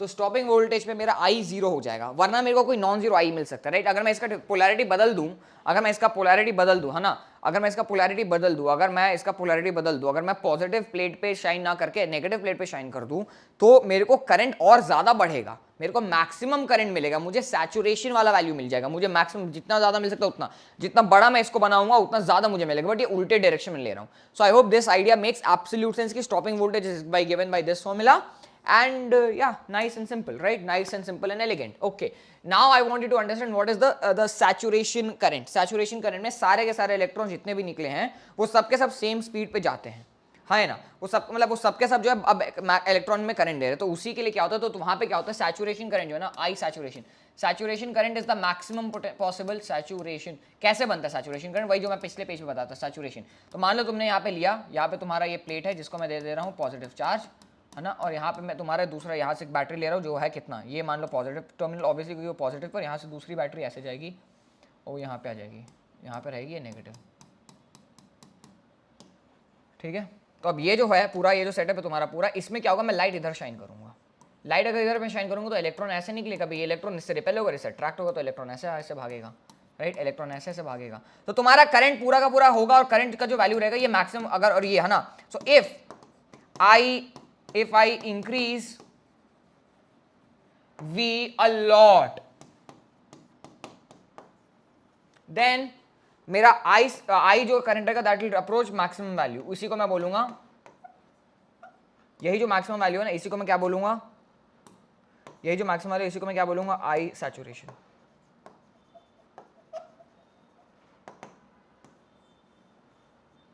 ठीक है, इसी को क्या बोलूंगा मैं, I सैचुरेशन। बात समझ में आ रही है, बात समझ में आ रही है। तो मैं अगर अपने I को मैक्सिमम वैल्यू पे ले जाऊं, तो यहाँ पे डैम, सॉरी मेरा पेन नीचे गिर गया था, सॉरी। सो अगर मैं अपने I को वैल्यू को मैक्सिमम कर दूं, right, if my I increases, if I, sorry I बोल रहा यार मैं, अगर V को बहुत ज्यादा बढ़ा दूं, है ना, if I increase my voltage, जो कि कैसे लगे तुम देख सकते हो, राइट, नेगेटिव प्लेट वाला है, पॉजिटिव प्लेट है, तो जो मेरा करंट बनेगा ये मैक्सिमम वैल्यू पे पहुंच जाएगा, जिसका नाम है आई सैचुरेशन, ठीक है। तो द थिंग इज कि आई सैचुरेशन होगा क्या, कि जनरली होगा क्या ना, कि कुछ इलेक्ट्रॉन्स बहुत धीरे धीरे चल रहे होंगे, कुछ इलेक्ट्रॉन्स, क्योंकि बहुत अंदर से भी इलेक्ट्रॉन्स बाहर निकल रहे हैं ना, not all surface electrons are being ejected, right. Maximum kinetic energy मैंने यहाँ पे निकाली थी, this was not the only energy, इससे छोटी एनर्जी सब आ रही है, क्योंकि जितना अंदर गड़ा हुआ इलेक्ट्रॉन मैं बाहर निकालूंगा उतनी ज्यादा उसकी उतनी कम उसकी एनर्जी रहेगी। तो मैक्सिमम जो मेरी एनर्जी, जो मैक्सिमम इलेक्ट्रॉन उसमें सिर्फ एक दो ही चल रहे हैं, बहुत कम चल रहे हैं, तो मेरा आइडिया है कि I want all of them to move very fast, तो इसलिए मैंने एक एडिशनल फोर्स लगा दिया। जब मैं ये वोल्टेज लगाता हूं तो तुम देख सकते हो कि सभी इलेक्ट्रॉन पर एक फोर्स लेकर, और सबके सब बहुत तेज तेज तेज तेज तेज जा रहे हैं। तो इसी की वजह से मैं वी जितना हाई रखूंगा उतना ज्यादा फोर्स, उतना जल्दी जल्दी सब भागेंगे, तो बस इमेंट हो जाए, उसके बाद तो मैं चला ही दे रहा हूं। तो ये जो आइडिया है तुम्हारा, इससे आई सैचुरेशन मिलेगा। तो आई सैचुरेशन बेसिकली किस पे डिपेंड करेगा, आई सैचुरेशन किस पे डिपेंड करेगा, I saturation is going to be, saturation जो होगा वो डायरेक्टली प्रोपोर्शनल होगा maximum possible number of electrons, right, है ना। yes or no, but that is going to be proportional to what, number of photons, right? हाँ या ना, yes or no? तो जो तुम्हारा सैचुरेशन करंट है ना वो n पे डिपेंड करता है, ठीक है, और ये सैचुरेशन करंट जो है इंटेंसिटी पे भी डिपेंड करता है। तो ये तुमने एक्सपेरिमेंटली मेजर किया था यहाँ पे कि जो तुम्हारा सैचुरेशन करंट है वो किस पे डिपेंड करता है। कहाँ गया कहाँ गया कहाँ गया कहाँ गया, the maximum kinetic energy increases maximum current, the process of formation as soon as the photon is elected। यहाँ पे कहीं पे तो लिखा होगा सैचुरेशन करंट, नहीं लिखा तो कोई बात नहीं, मैं बता ही दे रहा हूँ वैसे वो तुम्हें। हाँ ये रहा ना कि हाँ, it is directly proportional to the intensity of the incident light, right, it is directly proportional to the intensity of the incident light. तो जितने ज्यादा intensity of the incident light, right, तो ये तुमने देखा इंटेंसिटी बढ़ाने से सैचुरेशन करंट या करंट इन जनरल बढ़ रहा है, करंट बढ़ रहा है तो सैचुरेशन करंट तो बढ़ना ही बढ़ना है, राइट। तो हमने यहाँ पे क्या देखा था, हमने यहाँ पे देखा था कि मैंने जैसे इंटेंसिटी बढ़ाई थी, तो मैंने इंटेंसिटी बढ़ाई तो क्या हुआ, इंटेंसिटी बढ़ाई मैंने तो इससे क्या मिला मुझे, इससे मेरा को आई सैचुरेशन बढ़ा, है ना। एक ये कैसे पता चला, experimentally,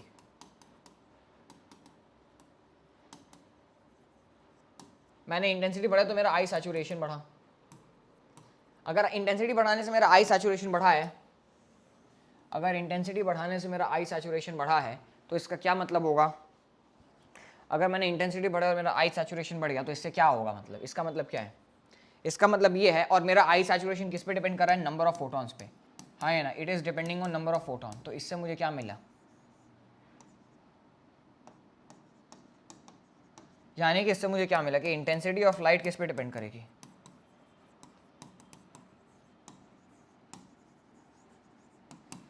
it will be directly proportional to number of photons.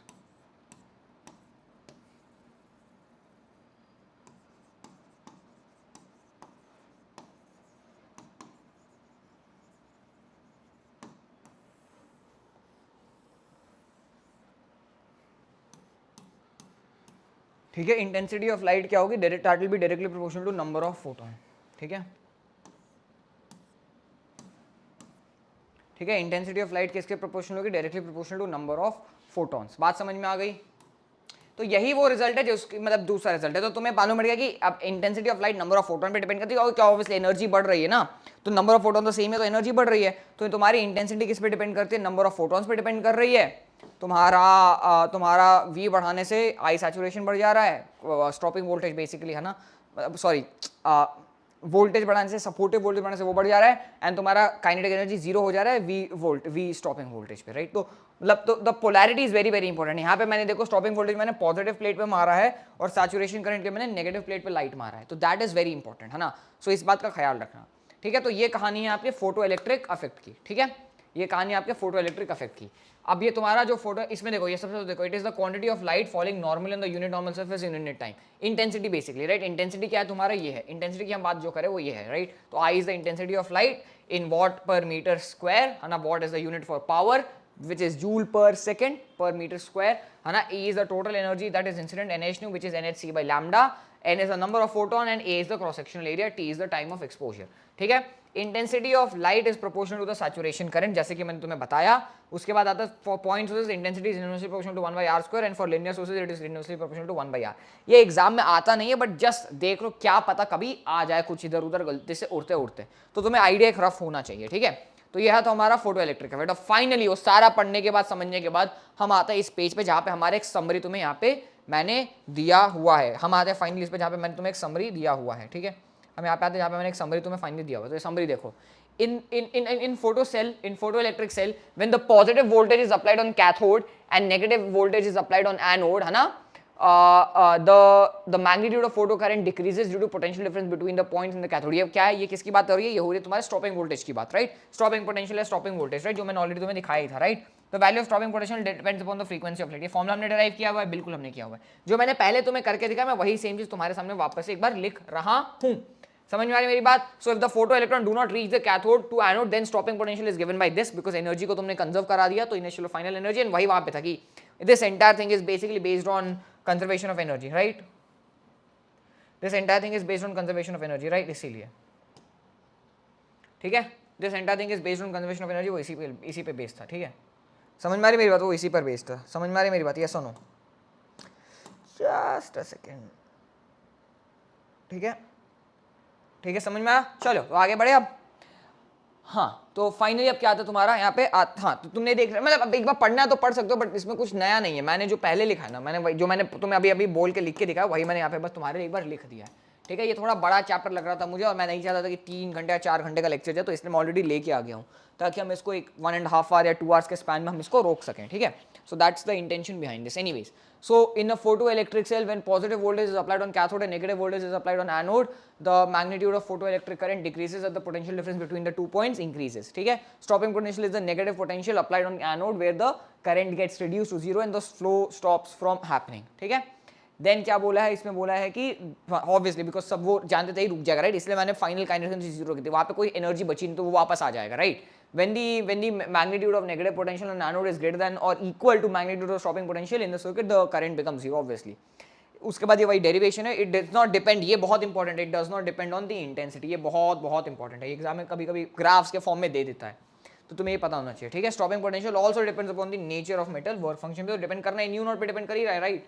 इस रिलेशन में न्यू नॉट ही तो तुम्हारा वर्क फंक्शन था, राइट। अब वो टाइपिंग में पता क्या होता है, कभी कभी वी और न्यू सेम जैसे आ जाता है ना, कभी कभी क्या होता है टाइपिंग में वी और न्यू सेम जैसे आ जाता है। ठीक है, टाइपिंग में कभी कभी क्या होता है वी और न्यू सेम जैसे आ जाता है। ठीक है, तो वो उससे ज़्यादा घबराने की तुम्हें ज़रूरत नहीं है। ठीक है, डायग्राम के नाम की ज़रूरत नहीं, जहाँ से जिस बुक से मैंने उठाया वहाँ पे you don't need to worry about this, तो ठीक है।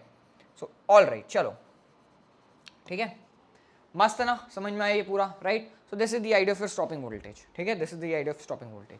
आप कुछ ग्राफ्स देख लेते तो तुम्हारा मैक्सिमम एनर्जी फ्रीक्वेंसी पे कैसे डिपेंड कर रही है, इलेक्ट्रॉन की मैक्सिमम एनर्जी है ना, किसके इलेक्ट्रॉन की एनर्जी है, किसकी एनर्जी है, this is energy of electron, right. ये इलेक्ट्रॉन की एनर्जी, इलेक्ट्रॉन्स एनर्जी, ठीक है, इलेक्ट्रॉन्स एनर्जी क्लियरली, राइट। क्यों ग्राफ का प्लॉट क्या था, it was when new was less than nu naught, तो तुम्हारी एनर्जी थी जीरो, है ना। के मैक्स जो है तुम्हारा, के मैक्स जो है वो क्या था, जीरो था ना जब, और यहाँ पे क्या था फिर वो तुम्हारा, that was h of nu minus nu naught, yes और नो, यही था ना, है ना, when nu was greater than equal to nu naught. तो बस वही स्ट्रेट लाइन का प्लॉट है, बना दिया। इसका स्लोप तुम्हें क्या दे देगा, tan इनवर्स h, है ना, ये क्या हो जाएगा, tan inverse of h, that is going to be the slope. Amazing, works, make sense, yes, great. Finally तुम्हारा अब यहाँ पे आएगा वी मैक्स के टर्म्स में तुम्हारा, ये वी मैक्स के टर्म्स में तुम्हारा स्टॉपिंग वोल्टेज, राइट। तो ये अंडर रूट रहेगा क्या, है ना, बिकॉज देखो तुम्हें ऑलरेडी पता है, राइट, ये चीज़ तुम्हें मालूम है क्या कि तुम्हारा जो फ्रीक्वेंसी और जो तुम्हारे वी मैक्स का रिलेशनशिप है वो क्या रहने वाला है, वो ऐसा रहने वाला है क्या, हाँ है ना, राइट। अब देखो मैं एक ग्राफ को तुम्हें फॉर्मूले डिराइव कर सकता हूँ, but instead of doing that I just want you to have a look at the what is it called, have a look at the stopping voltage का फ्रीक्वेंसी पे लेना देना, है ना। तो ये फ्रीक्वेंसी है और ये तुम्हारा स्टॉपिंग वोल्टेज है।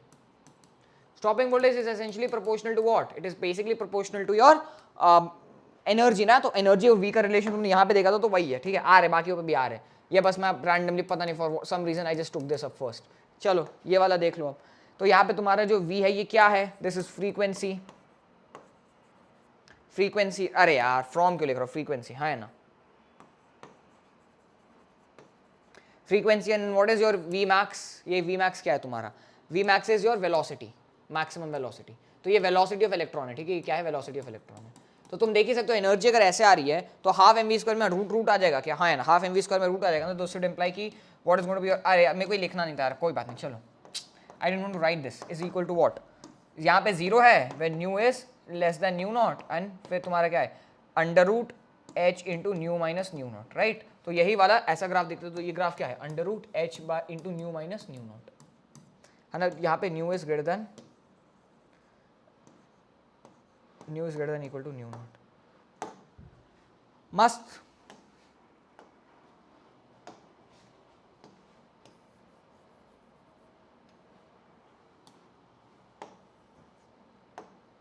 मस्त। तो इंटेंसिटी और करंट का लेना देना तो मैं ऑलरेडी बता ही चुका हूँ, राइट। इंटेंसिटी और करंट का लेना देना तुमने ऑलरेडी देख ही लिया कि इंटेंसिटी डायरेक्टली प्रोपोर्शनल होता है। एंड अब ये वाले देखो, ये थोड़े से ज़्यादा रिटार्डिंग पोटेंशियल में वो वाला पोटेंशियल जो ऑपोजिट डायरेक्शन में मैं लगा रहा हूँ उसमें करंट कैसा रहता है, तो ये करंट्स के ग्राफ देख लेना। रिटार्डिंग पोटेंशियल के टर्म्स में ये रहता है और करंट तुम्हारा ऐसा दिखता है। वोल्टेज और करंट का रिलेशनशिप ये होता है, ठीक है, ये रिटार्डिंग वोल्टेज है, ये इसी का ग्राफ है, बट ये उल्टा टर्न कर दिया हूँ मैं, समझ लो। तो इंटेंसिटी सबसे ज़्यादा इसकी और ये कॉन्स्टेंट इंटेंसिटी पे, फ्रीक्वेंसी पे है। ये क्या हो रहा है तुम्हारा, ये है कांस्टेंट, ये है किस पे, ये कांस्टेंट इंटेंसिटी पर है। यहाँ पे ये कौन सा प्लॉट है, ये कांस्टेंट इंटेंसिटी का प्लॉट है। मैं इसको एक्सप्लेन फॉर्मूले डिराइव तो नहीं करूंगा, but I will just tell you कि है क्या, you can work this out on your own. Again सारा, क्योंकि एग्जाम में I don't think the derivation comes, exam में just the plot is going to come, ठीक है। और ये बहुत इंपॉर्टेंट है, ये वेरी वेरी वेरी इंपॉर्टेंट है, तो ये नोट कर लो, ठीक है। This is very very important, ठीक है, this is very very important, ठीक है। तो तुम्हारा कांस्टेंट इंटेंसिटी का प्लॉट है ये, और ये किसका है, ये कांस्टेंट फ्रीक्वेंसी का प्लॉट है। ये सारे प्लॉट्स है, ये कांस्टेंट फ्रीक्वेंसी के प्लॉट्स हैं,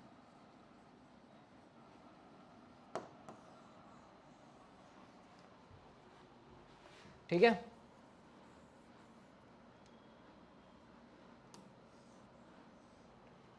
ठीक है,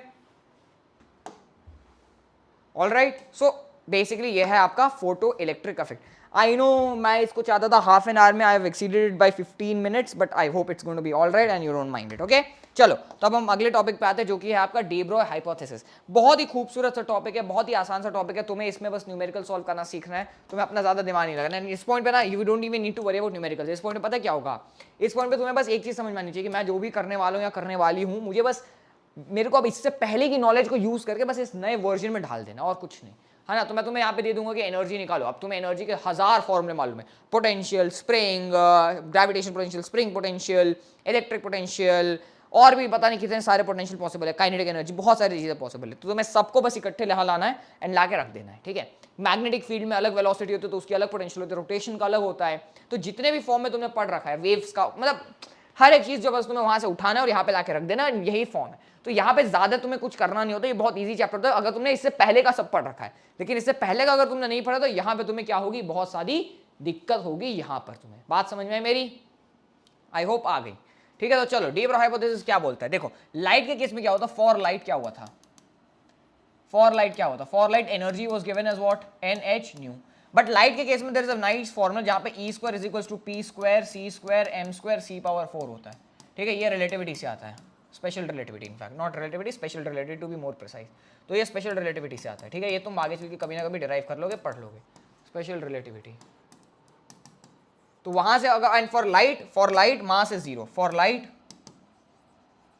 मास इज जीरो। तो अगर ऐसा है तो यहां से क्या मिल गया, E square is equal to p square c square, यानी कि तुम्हें क्या मिल गया कि E is equal to p c, यानी कि तुम्हें क्या मिल गया कि p c is actually equal to n H nu which is also equal to n h c by lambda, right. तो अल्टीमेटली तुम्हें क्या मिला, अल्टीमेटली तुम्हें क्या मिला, अल्टीमेटली तुम्हें क्या मिला, अल्टीमेटली तुम्हें मिल गया कि p c is equal to h n h c by lambda. C और सी काटोगे तो क्या मिल गया finally, P is equal to n H by lambda. तो लाइट के लिए सिर्फ और सिर्फ एनर्जी क्वांटाइज नहीं है, also momentum becomes quantize, momentum भी क्वांटाइज हो जाता है। लाइट का मोमेंटम बहुत एक ही ये होगा या कोई और होगा, ठीक है। ये थोड़ा सा रिलेटिविस्टिक कॉन्सेप्ट है तो इसके उतना है ना, तो ये हो जाएगा।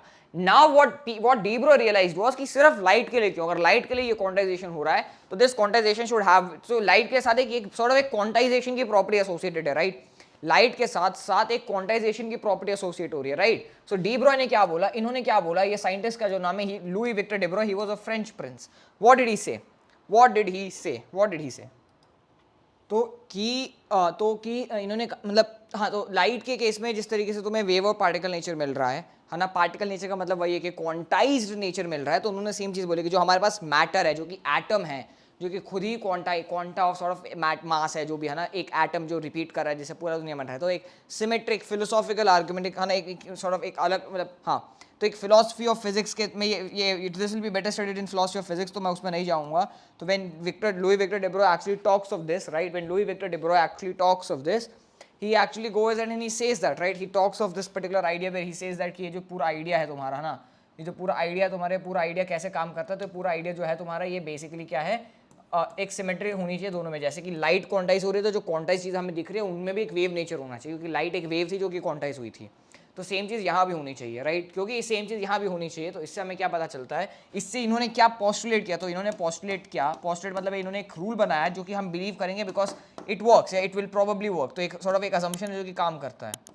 तो ये पोस्टुलेट क्या है, तो दिस पोस्टुलेट सेज या this postulate tells us that for everything, so for any body, for any object in the world या in the universe, for any object, for any object, the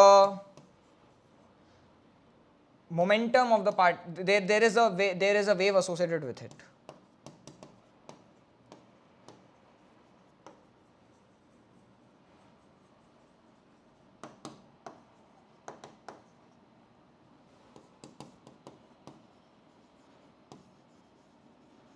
such that momentum of the particle is going to be given as h by lambda, where lambda is the wavelength of the wave. And what sort of a wave? This wave is going to be a plane progressive wave.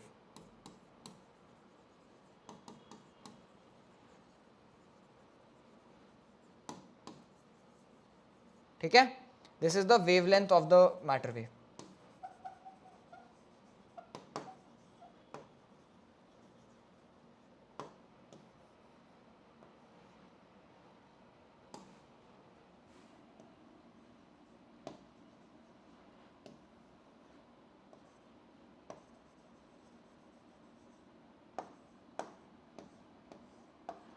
ठीक है, this is the wavelength of the matter wave. So remember this nice result, P is equals to h by lambda. अब तुमने already पढ़ रखा है कि जब what is your k, how to define your wave number, angular wave number. Angular wave number क्या होता है तुम्हारा?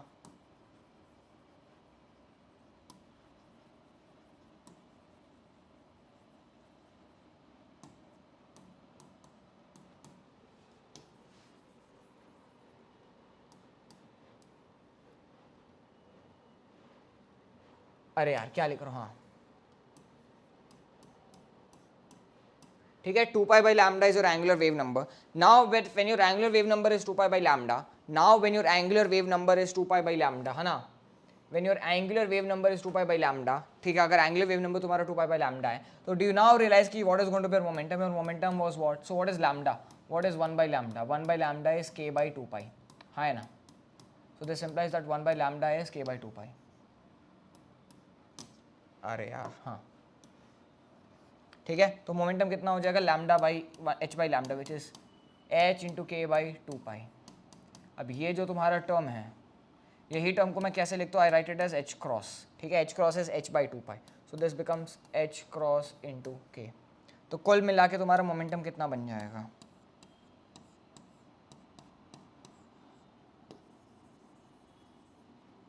कुल मिला के तुम्हारा मोमेंटम कितना बन जाएगा? h क्रॉस इंटू के. समझ में आया क्या? मोमेंटम कितना बन जाएगा? h क्रॉस इंटू के, right. So this is your momentum, हाँ है ना. अब सेम, हाँ है ना. So this is the idea. तो या तो ये लिख दो या फिर your momentum is h by lambda. अब इसका एक एस्पेक्ट है, दूसरा एस्पेक्ट इसका क्या होगा? इसका दूसरा एस्पेक्ट होगा कि what is lambda. Lambda can be written as h by p, but then you can write p as h by mv, but then you can write mv as in terms of energy, है ना. तो momentum is what? Half mv square कितना होता है तुम्हारा? Half mv square कितना होता है तुम्हारा? काइनेटिक एनर्जी, हाँ है ना, काइनेटिक एनर्जी होता है, राइट. तो तुम्हारा यहाँ से v कितना आ गया? v इज mv कितना आ गया? मतलब m यहाँ से तुम्हारे क्या m स्क्वायर v स्क्वायर कितना आ गया? 2m के ई आ गया. तो what is going to be mv?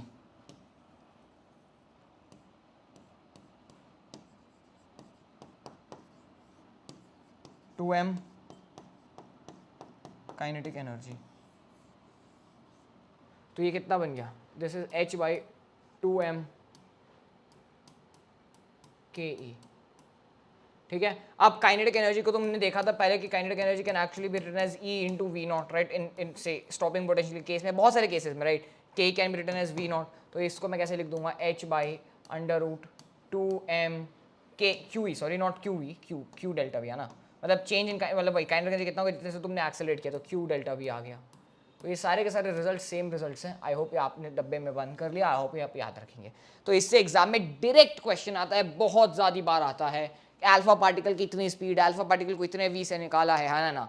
तो अल्फा पार्टिकल का मास, हाइड्रोजन एटम का मास क्या होता है? H प्लस का चार्ज क्या होता है? Q is going to be +1 and what is going to be M 1U, है ना. इधर पे फिर तुम्हारा अल्फा पार्टिकल का क्या होता है?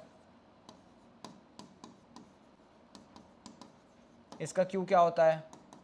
+2. इसका मास क्या होता है? 4U. ठीक है, +2E बेसिकली. तो ये चीज़ जो है, ये जो चीज़ है ना अल्फा पार्टिकल का चार्ज, ये बहुत ज़रूरी है, याद रख लेना एक बार. ठीक है, एग्जाम में तुम्हें सीधे सीधे देगा चार्ज और मास. तो यही दो चीज़ें हैं, बाकी सब तो तुम्हें क्वेश्चन में गिवन होगा. ये तुम्हें याद रखना पड़ सकता है, तो प्लीज़ रिमेंबर दिस. ठीक है, ये तुम्हें याद रखना पड़ सकता है, सो प्लीज़ रिमेंबर दिस. तो ये था आपका डुअल नेचर ऑफ मैटर. कुछ नहीं है इसमें, सिंपल सी बात है ना. अब डुअल नेचर मैटर्स के को एक्सप्लेन करने के लिए डुअल नेचर ऑफ मैटर से ही इसी के सिमिलर एक रूल रहता है जो कि रहता है अनसर्टेनिटी प्रिंसिपल, है ना. इससे आता नहीं है, not derive from this but similar to this, है ना. सेम ही आइडिया को एक दूसरे तरीके से एक्सप्रेस करने का तरीका है, right. Another idea to explain the same idea, मतलब explain the same behavior. Another, so यहाँ से dual nature of matter हो गया, तो एक काम करता हूँ ना, dual nature of matter में एक अलग स्लाइड ही बना देते हैं इसका. चलो, तो यहाँ पे आएगा तुम्हारा Heisenberg uncertainty principle. Actual pronunciation is Heisenberg, ठीक है, एक्चुअल प्रोनाउंसिएशन इज हाइनबर्ग, ठीक है, करेक्ट प्रोनाउंसिएशन इज हाइनबर्ग, ठीक है. तो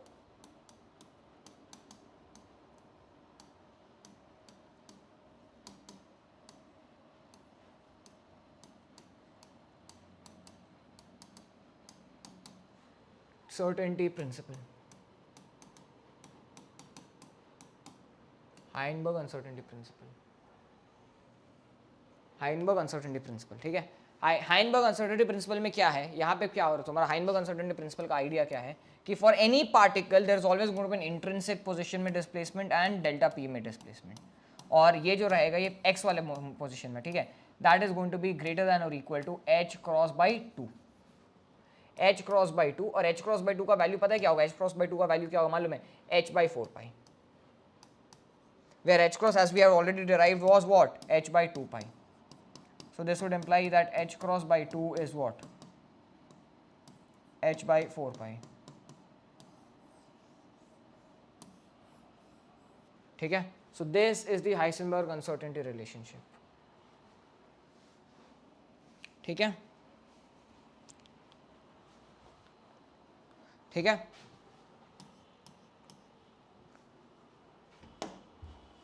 ठीक है, ठीक है, समझ में आया, ठीक है. तो ये है Heisenberg uncertainty principal, same px. अभी एग्जाम में आई डोंट थिंक ये क्वेश्चन आएगा, बट आ जाए तो ध्यान रखना, राइट. तो इस पे आता है, तो मान लो मैंने तुम्हें दे दी कि nucleus if an electron is, तो मान लो इसका एग्जांपल देख लो, है ना, कि चलो न्यूक्लियर रेडियस क्या है, न्यूक्लियर रेडियस क्या है, nuclear radius approximately 10 to the power -15 metres, ठीक है, फॉर फेम्टोमीटर में होता है, राइट. एंड मान लो can the electron be inside a nucleus, can an electron be inside a nucleus, ये देखते हैं अब, है ना, can an electron be inside the nucleus, this is the question that I am asking, inside the nucleus, can an electron be inside the nucleus, बताओ क्या होगा answer, can an electron be inside the nucleus, answer is no, no. Why,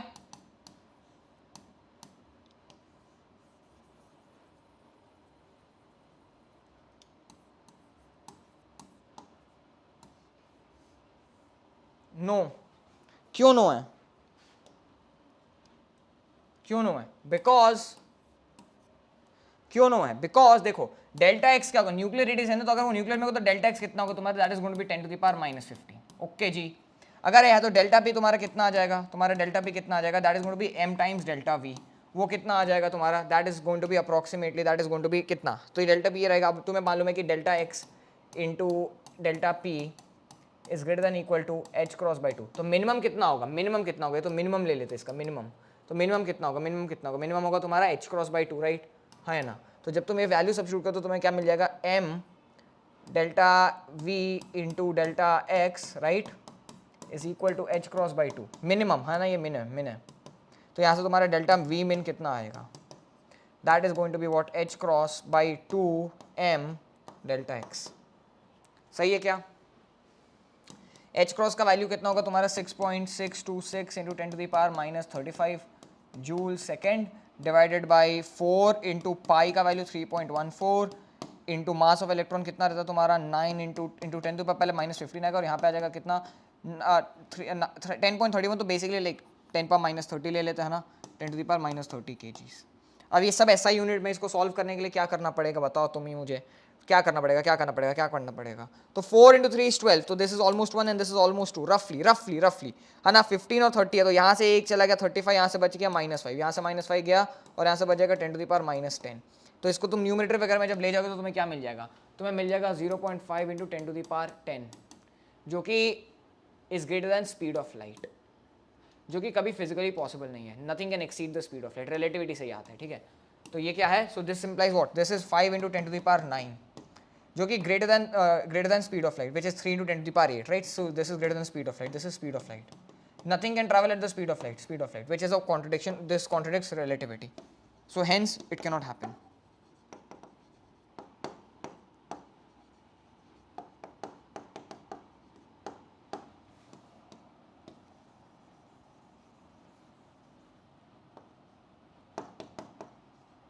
ठीक है, speed of light which is 3 × 10⁸ metres per second. समझ में आ गई मेरी बात? तो दिस इज द आइडिया, ठीक है। तो this is greater than speed of light and that cannot be the case and hence you are done. तो ये एक एग्जांपल था, यहाँ पे वही सेम प्रिंसिपल यूज होता है जिसकी हम अभी बात कर रहे हैं, ठीक है। अच्छा, अब हम आते हैं फाइनली हमारे बोर मॉडल पे। बोर मॉडल के लिए तुम्हारे पास this is the next topic in your entire this like in the syllabus of modern physics. तो बोर मॉडल में तुम्हारे पास अब दो चीजें हैं।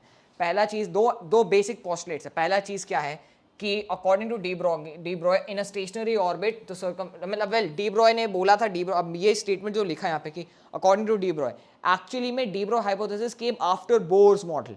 तो दिस इज अ पेडागोजिकल या historical implement like sort of correction जो कि तुम अब हाइंडसाइट में कर रहे हो।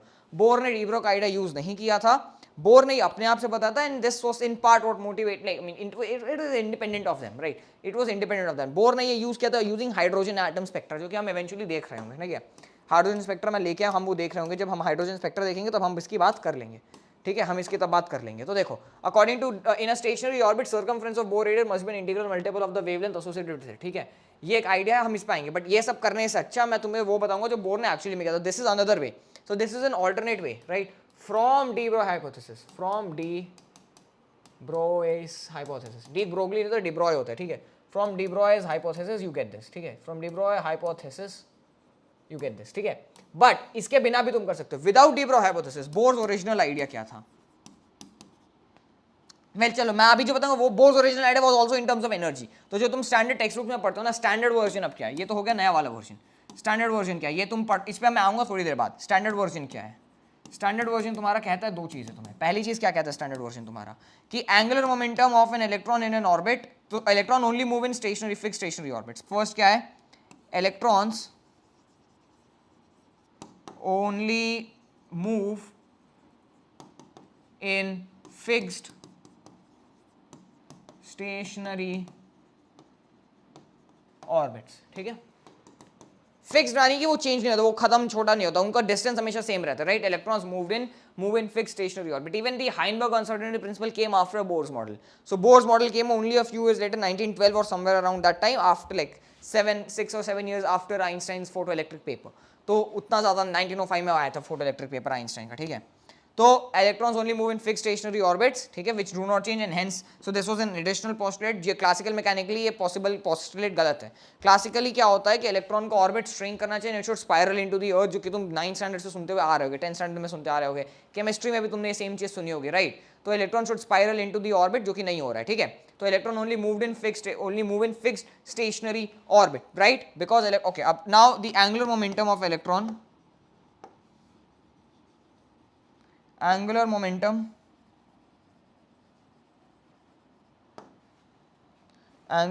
of electron, the angular momentum of electron is an integral multiple of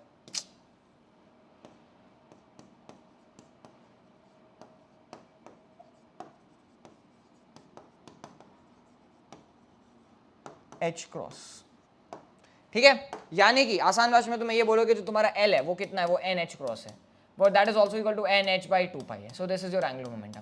angular momentum का फॉर्मूला होता क्या है, MVR होता है। तो तुम्हारा MVR किसके बराबर है, MVR is equal to NH/2। अति सुंदर। So this is the second postulate. ये पोस्टुलेट है, इसको रूल है, ये रूल है, बोर ने बोला।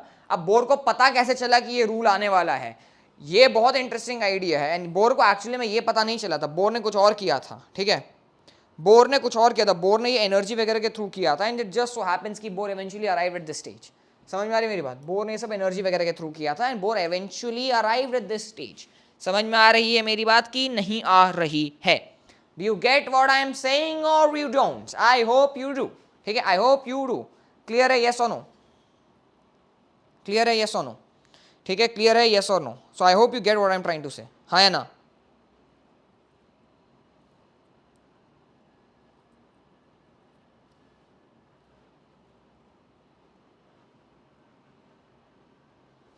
चलो तो अब यहाँ से आते हैं, अब अपने मॉडल पे एक्चुअली में आते हैं। तो बोर ने एनर्जी वगैरह के थ्रू किया था, जो मैं अभी इवेंचुअली डिराइव करा दूंगा, बट वहां से उन्होंने रिवर्स इंजीनियर करके लिखा, बट हमारे को पढ़ाना और पढ़ना आसान है तो हम इसलिए ये यूज कर रहे हैं, ठीक है। अब यही सेम कंडीशन तुम्हें इस वाले वर्जन में भी मिल जाएगी।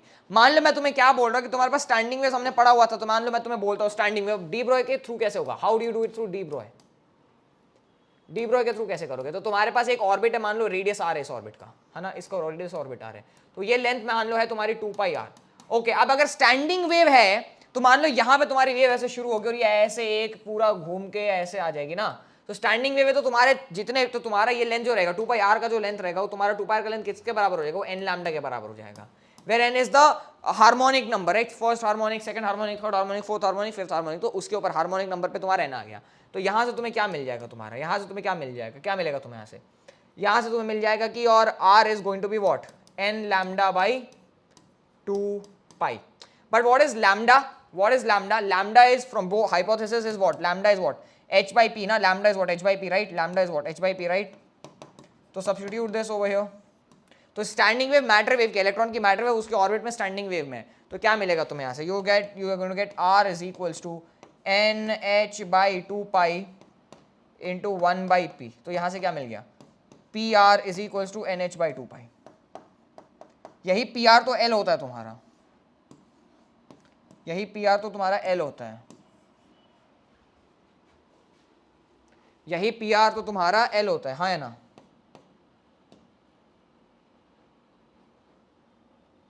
तो यही L है ना, तो वही सेम कंडीशन है, ठीक है। सो इस तरीके से भी तुम्हें बोर एटम बोर का कंडीशन मिल जाएगा, बट दोनों का आइडिया एक ही है, और दोनों का आइडिया है कि तुम्हारा फिक्स्ड ऑर्बिट रहेगा और एंगुलर मोमेंटम क्वांटाइज रहेगा। एनीवेज, तो अगर तुम्हें ये पता, चलो अब एग्जैक्ट एनालिसिस करते हैं। तुम्हारे पास मान लो एक Z ही है, तुम्हारे पास मान लो कौन सा एटम मैं ले रहा हूँ, मान लो कोई एक एटम है जिसका A ले रहा हूँ, जिसके ऊपर तुम्हारे पास कुछ तो चार्ज है, मतलब मान लो तुम्हारे पास, मान लो तुम्हारे पास यहाँ पे Z प्रोटॉन्स है, Z प्रोटॉन्स है तुम्हारे पास, कितने प्रोटॉन्स है, Z यहाँ पे प्रोटॉन्स है, और तुमने तो तुम्हारा चार्ज क्या होगा, ZA Z-1 का माइनस साइन, राइट, तो it is like A2 minus ना, या Na2 प्लस, तो वैसे टाइप का, तो सॉर्ट ऑफ वही है, तो है ना। तो ZA Z-1 टाइप्स। तो इसका एग्जांपल क्या क्या होगा, इसका एग्जांपल एक क्या हो जाएगा, इसका एग्जांपल हो जाएगा 1H प्लस, एक एग्जांपल क्या हो जाएगा 2He 1 प्लस 2He, हाँ नहीं सॉरी 2H होगा, हाँ सॉरी 1H है ना, 0 प्लस है ना, तो 0 1 2He प्लस, फिर क्या हो जाएगा 3Li 2 प्लस, फिर 4Be 3 प्लस, फिर 5B लिथियम बेरिलियम बोरॉन और कार्बन, है ना, तो 4 प्लस, एंड आएगा फिर 6C 5 प्लस। तो यहाँ तक तो जाते नहीं, यहीं तक हम करते हैं। तो बेसिकली यहाँ पे अप्लाइड किसके लिए होता है, होता है सिर्फ और सिर्फ किसके लिए अप्लाई होता है, सिर्फ और सिर्फ सिंगल इलेक्ट्रॉनिक स्पीशीज के लिए अप्लाई होते हैं। तो this applies only to single electron species.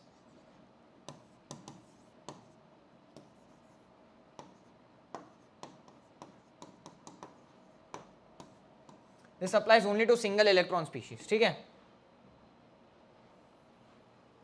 This applies only to single electron species, okay। So तुम्हारे पास मान लो यहाँ पे Ze प्लस इलेक्ट्रॉन है यहाँ पे अंदर, है ना, Ze प्लस इलेक्ट्रॉन है तुम्हारे पास, ओके ग्रेट। और यहाँ से कुछ r डिस्टेंस पे तुम्हारे पास एक ऐसे दूसरा इलेक्ट्रॉन पड़ा हुआ है नेगेटिव चार्ज का, बस और कुछ नहीं है। इनके बीच में जो डिस्टेंस है ये r है, और इसके ऊपर लगने वाली फोर्स अब कितनी होगी, तो और ये मान लो तुम्हारे ऑर्बिट में ऐसे गोल घूम रहा है, और ऑर्बिट जब गोल घूमे तो इसकी स्पीड है मान लो v, तो ये v स्पीड से गोल घूम रहा है। तो तुम्हारा यहाँ पे डू यू नाउ, और इनके बीच में डिस्टेंस आता है, इनके बीच में फोर्स कितना लगेगा, इस पे फोर्स कितना लगेगा, ये F कितना रहेगा, इलेक्ट्रोस्टैटिक रहेगा ना, एंड यही electrostatic force will also give you F centripetal, yes और नो, F सेंट्रीपिटल भी यहीं से आएगा, हाँ या ना, सही बात है क्या, F सेंट्रीपिटल भी यहीं से आएगा, राइट। तो यहाँ से क्या मिल जाएगा तुम्हें मिल जाएगा Fe is equal to what, Fe is equal to KZE square by R square, and this is also equal to F centripetal, वो क्या होगा तुम्हारा M V square by R। तो यहां से क्या मिल जाएगा तुम्हें मिल जाएगा KZE square by R square is equal to M V square by R, यार और यार गया, एंड यहाँ से क्या मिल गया फाइनली तुम्हें, यू गेट कि mv square into R is KZE square, correct है क्या। यहाँ से तुम्हें ऑलरेडी पता है कि v इंटू वॉट MVR हो गया यहाँ पे, हाँ है ना, this is what KZE square. तो यहाँ से ये, और तुम्हें ये पता है this is your L and that is equal to what N H cross, right, n H by two pi basically, हाँ है ना, n H by two pi या n H cross, where h cross is again h cross by is h by two pi, ठीक है। Okay, तो यहाँ से तुम्हारा आर कितना आया, सॉरी वी है, यहाँ पे वी है, वी नहीं आर नहीं, यहाँ पे वी है, तो यहाँ से वी कितना है तुम्हारा, v turns out to be k Z E square by N H cross, ठीक है। So this is your velocity का formula, velocity is inversely proportional to z by n, बाकी सब तो कांस्टेंट है, तो ये याद रखना है ना। और यही सेम डेरिवेशन तुम रिपीट करोगे, मान लो मैं तुम्हें बोल दूं कि मान लो तुम्हारी इलेक्ट्रिक फोर्स क्यू पे होती तो कैसे होती, सेम ही चीज तुम रिपीट कर रहे होगे, कोई नया चीज तुम्हें नहीं करना, सेम ही चीज तुम रिपीट करोगे। ओके, नाउ यू नो कि m v r is equal to n H by two pi, हाँ है ना, तुम्हें यहाँ पे ऑलरेडी वी मिल गया, तो what is going to be R, R is going to be N H by M V, तो यहाँ से क्या मिल जाएगा, आर का वैल्यू, आर का वैल्यू कितना, वी ऑलरेडी तुम्हें पता है, तो यहाँ पे मिल जाएगा एन एच, एच क्रॉस है ना, तो N H cross by M, और v कितना है, 1 बाई वी में क्या आ जाएगा, यहाँ पे तुम यहाँ पे पीछे जाओ, ये फॉर्मूला उठाओ, तो k Z E square by N H cross, तो क्या आ गया, k Z E square by N H cross, है ना, तो क्या आ जाएगा तुम्हारा n square h cross square divided by M k Z E square, right. So your radius is finally what, your radius is n square h square by k m z E square, आसान भाषा में लिखो तो that is directly proportional to N square by Z, और इसका exact formula पता है कितना आता है, इसका एग्जैक्ट फॉर्मूला आता है 0.52, sorry I am forgetting the exact number, 0.52 N square by Z angstrom, है ना, तो ये शायद ये गलत हो सकता नंबर, तो इसको एक बार वेरीफाई कर लेना, मेरे को एग्जैक्ट कैलकुलेशन करना नहीं, बट इसको मन करे तो एक बार वेरीफाई कर लेना, but the idea is this, ठीक है, द आइडिया इज दिस, समझ में आ गया, हाँ है ना।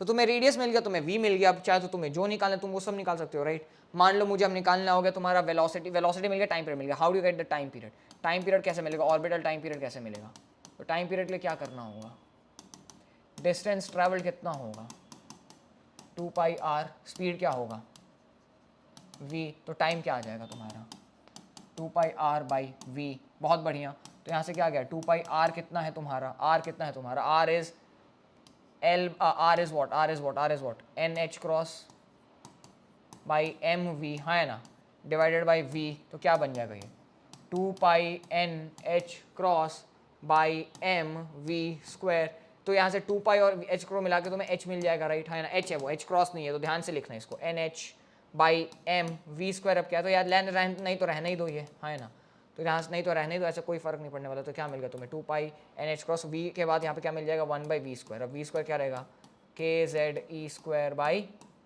एन एच क्रॉस का होल स्क्वायर, तो कुल मिला के क्या मिला आपको, कुल मिला के आपको टाइम पीरियड का फॉर्मूला मिला, एच क्रॉस वहाँ जाएगा तो 2 पाई आएगा यहाँ पे सबसे पहले 2 पाई, है ना, फिर आएगा एन क्यूब एच क्यूब, अति सुंदर, divided by M K square Z square E power 4, आसान भाषा में ये प्रोपोर्शनल है N cube by Z square के, तो ये भी याद रखिएगा, बहुत काम आता है, कभी कभार एग्जाम में सीधे सीधे आ जाता है, नहीं तो डेरिवेशन, तो ये सब क्वेश्चन है एग्जाम में, ये फॉर्मूला तुम्हें याद नहीं रखना, तो एग्जाम पे मैं तुम्हें फॉर्मूला क्वेश्चन की तरह करा रहा हूँ, क्वेश्चन फॉर्मूला की तरह करा के तुम्हें याद रखवा रहा हूँ, तो तुम्हें रख सकते हो तो रख लो, नहीं तो डेरिवेशन इंपॉर्टेंट है, you don't need to remember any of this, मुझे खुद याद नहीं है, ठीक है, मुझे एक्चुअली में खुद याद नहीं है, तो it is totally up to you whether you want to do this or not. Okay, now we talk about energy, हम अब एनर्जी की बात करेंगे, ठीक है, हम एनर्जी की बात करेंगे, एनर्जी कैसे निकलती है यहाँ पे, बहुत सिंपल है, देखो तुम्हारे पास इस तरीके से जेड ही था यहाँ पे, हाँ है ना, प्लस था, हाँ है ना, और यहाँ से आर डिस्टेंस दूर पे क्या था, एक इलेक्ट्रॉन था ऐसा, तो इसका पोटेंशियल एनर्जी कितना होगा माइनस के साथ, है ना, तो कितना होगा माइनस, तो K Q by K Q one Q by are square होता है, राइट। एनर्जी क्या होता है तुम्हारा, what is your potential electrical potential energy क्या होता है, what is your electrical potential energy, K Q1 Q2 by r, तो यहाँ से तुम्हारा U कितना आ जाएगा,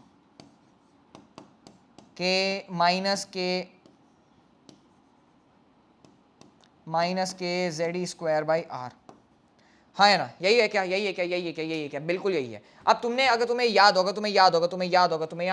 तो तुम्हें ये भी मैंने बताया था, राइट, कि तुम्हारा m we square by r is actually equal to what, it is actually equal to k Z E square by are square, right.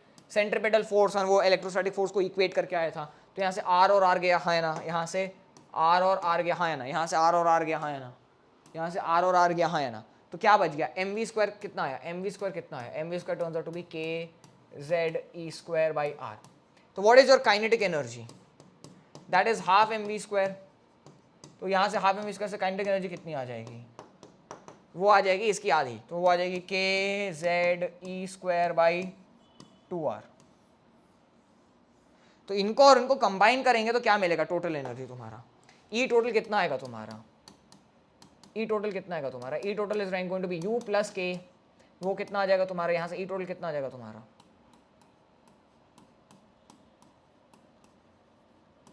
You कितना आ गया? ये कितना आ गया? माइनस के Z E square by r plus k Z E square by 2r. तो यहाँ से ई total कितना आ गया तुम्हारा?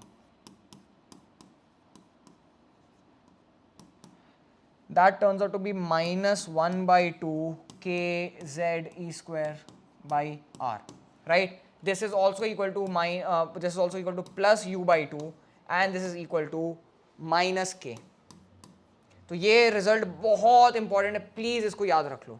बहुत बहुत बहुत जरूरी है, इसको याद रख लो, इसको भूलना मत, ठीक है? बहुत जरूरी है ये. ओके जी, now you already know what R was ना. तो ई टोटल कितना आ गया तुम्हारा? ई टोटल कितना है तुम्हारा? ई टोटल कितना आया? That turned out to be what? If you go back over here, वो कितना आया था? 1 by 2 kz ना, है ना? kz e square. तो 1 by तो minus 1 by 2 k minus 1 नहीं minus k by 2 लिख दे तो सीधे, है ना? minus k z e square by 2 और 1 by r था, राइट? 1 by r. तो 1 by r कितना होगा अब तुम्हारा?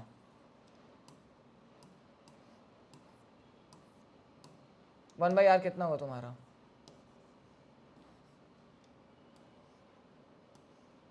1 by r कितना होगा तुम्हारा?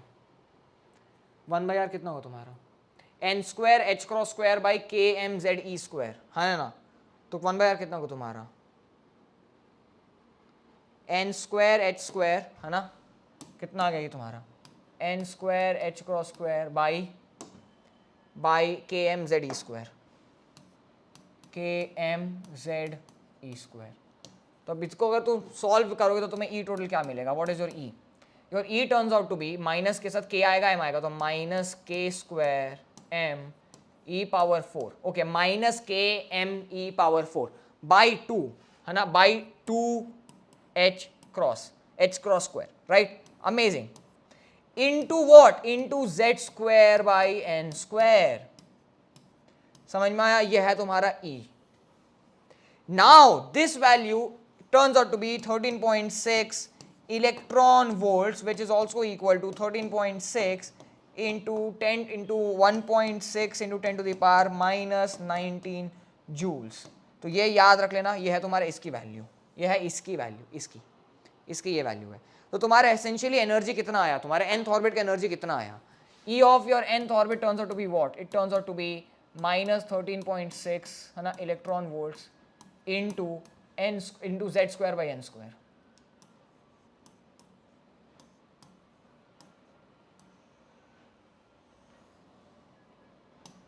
हाँ है ना? into n square by z square into z square by n square, right? So this is what your nth energy value is, right? This is what your nth energy value turns out to be. हाँ है ना? minus 13 by 13.6, है ना, n square by z square, right? तो अगर मान लो अब मान लो मैं अगर मान लो मेरे को जाना है किसी के लिए कोई एनर्जी ऐसी है, मान लो, है ना, एक तो पहली सबसे पहले तो यहाँ पे सबसे पहले n को 1 डालूंगा तो और z को फॉर z इक्वल्स टू 1 लेते हैं. फॉर z इक्वल्स टू 1 ले रहा हूँ मैं. हाइड्रोजन एटम, ये किसको करस्पॉन्ड करेगा? हाइड्रोजन, है ना, 1h, है ना. तो यहाँ पे क्या होगा? n सबसे पहले अभी सभी एनर्जी लेवल्स को एक बार मैं ड्रॉ करता हूँ, ठीक है? सभी एनर्जी लेवल्स को मैं एक बार ड्रॉ करता हूँ. तो सबसे पहले n आएगा 1, इसकी एनर्जी कितनी होगी? E1 कितनी आएगी तुम्हारी? Minus 13.6 electron volts. अति सुंदर.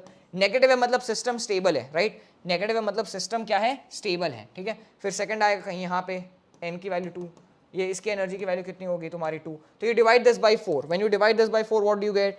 When you divide this by 4 what would you get? Minus 3.4 electron volts if I am not wrong. Yes, है ना? If I am not wrong this is what you will gate, minus 3.4 electron volts. फिर तुम्हें यहाँ पे दूसरा मिलेगा n equals to 3. इसका energy कितना होगा? So you now divide this by 9. When you divide this by 9, है ना, when you divide this by 9, you get 1.551 electron volts. ठीक है? If I made an error in the calculation, just forgive me. ठीक है? Just forgive me. ठीक है? But I hope it's all right, ठीक है, I hope it's all right, ठीक है, हाँ तो सही है। फिर तुम्हें यहाँ पे मिलेगा n इज इक्वल्स टू 4 वाला, उसका एनर्जी क्या होगा E/4, उसका एनर्जी क्या होगा, तो उसका एनर्जी क्या होगा, उसका एनर्जी होगा -0.85 इलेक्ट्रॉन वोल्ट्स, हाँ है ना, हाँ है ना, ठीक है, make sense right, makes sense, है ना, तो -0.85 electron volts and so on. तो तुम्हें एक पैटर्न दिख रहा है कि तुम्हारी एनर्जी धीरे धीरे हो रही है, राइट। द आइडिया इज कि when you come to the infinite orbit, when you come to the infinite orbit, तब तुम्हारा ई इन्फिनिटी क्या हो जाएगा, वो हो जाएगा 0, है ना, वो हो जाएगा 0, because denominator will go to infinity, तो वो हो जाएगा 0। तो तुम्हारा इलेक्ट्रॉन की एनर्जी शुरू होकर जा रही है, तो यहाँ से अगर मुझे मान लो मेरे को इलेक्ट्रॉन को निकालना है, मान लो मैं इलेक्ट्रॉन को ट्रांसलेट, तुमने पढ़ा होगा ऑब्वियसली, केमिस्ट्री में तुमने किया होगा, मान लो मेरे इलेक्ट्रॉन को यहाँ से मुझे यहाँ लेके जाना है, यहाँ पे, तो इसके लिए जो एनर्जी मुझे अब क्या करनी पड़ेगी, when I go from lower to inner, है ना, तो से आई गो, तो अब मैं इसकी ये ट्रांजिशन होता है, यहाँ से यहाँ के इलेक्ट्रॉन को जाना ट्रांजिशन होता है, अब ट्रांजिशन करने के लिए मुझे इलेक्ट्रॉन में एनर्जी देनी पड़ेगी, या लेनी पड़ेगी, अगर हायर पे तो लेनी पड़ेगी, कम में तो देनी पड़ेगी। तो सबसे पहले द आइडिया है कि मान लो मेरा इलेक्ट्रॉन n1 से n2 जा रहा है, ये ट्रांजिशन की हम बात करने वाले हैं, ये ट्रांजिशन हो रहा है, ठीक है। अब ये जो ट्रांजिशन है तुम्हारा n1 से n2, इसमें दो कंडीशन है, इसका एक कंडीशन क्या है, n1 is less then n2, second condition क्या है, n1 is greater than n2, n1 is less than n2 and second condition क्या है, n2 is greater than n1। तो क्या होगा, n1 is greater than n2 का मतलब क्या है, तुम्हारा देखो, तुम्हारा जो E है ना, E is directly proportional inverse, mod E क्या है तुम्हारा, mod E is inversely proportional to 1/n² ना, तो जितना बड़ा है यानी कि तुम्हारा mod E n क्या होगा, mod E n1 क्या होगा तुम्हारा, mod E n1 will be less than mod E n2, ठीक है। लेकिन क्योंकि E is actually equal to what, E is actually E n is equal to mod minus E n ना, minus mod E n, sorry right, तो this would imply कि E n1 जो है तुम्हारा that is going to be greater than E n2, ठीक है। तो यहाँ पे एनर्जी क्या होगी, एनर्जी क्या होगी, रिलीज। समझ में आ रही है मेरी बात, सो एनर्जी क्या होगी, n1 से n2 गया ना, तो एनर्जी कम हुई है, so energy of electron, energy decreases and is released, energy decrease हुई है, विच इंप्लाइज एनर्जी क्या हुई है, रिलीज, ठीक है। एनर्जी डिक्रीज हुई यानी क्या हुई, एनर्जी रिलीज। इधर पे क्या होगा तुम्हारा, इधर पे तुम्हारा En1 क्या होगा, वापस से यहाँ पे बिकॉज n1 छोटा है, तो यहाँ पे सेम आइडिया से, सेम आर्ग्यूमेंट से तुम्हारा En1 will be less than En2। तो तुम अगर n1 से n2 गए तो योर एनर्जी हैज इंक्रीज्ड,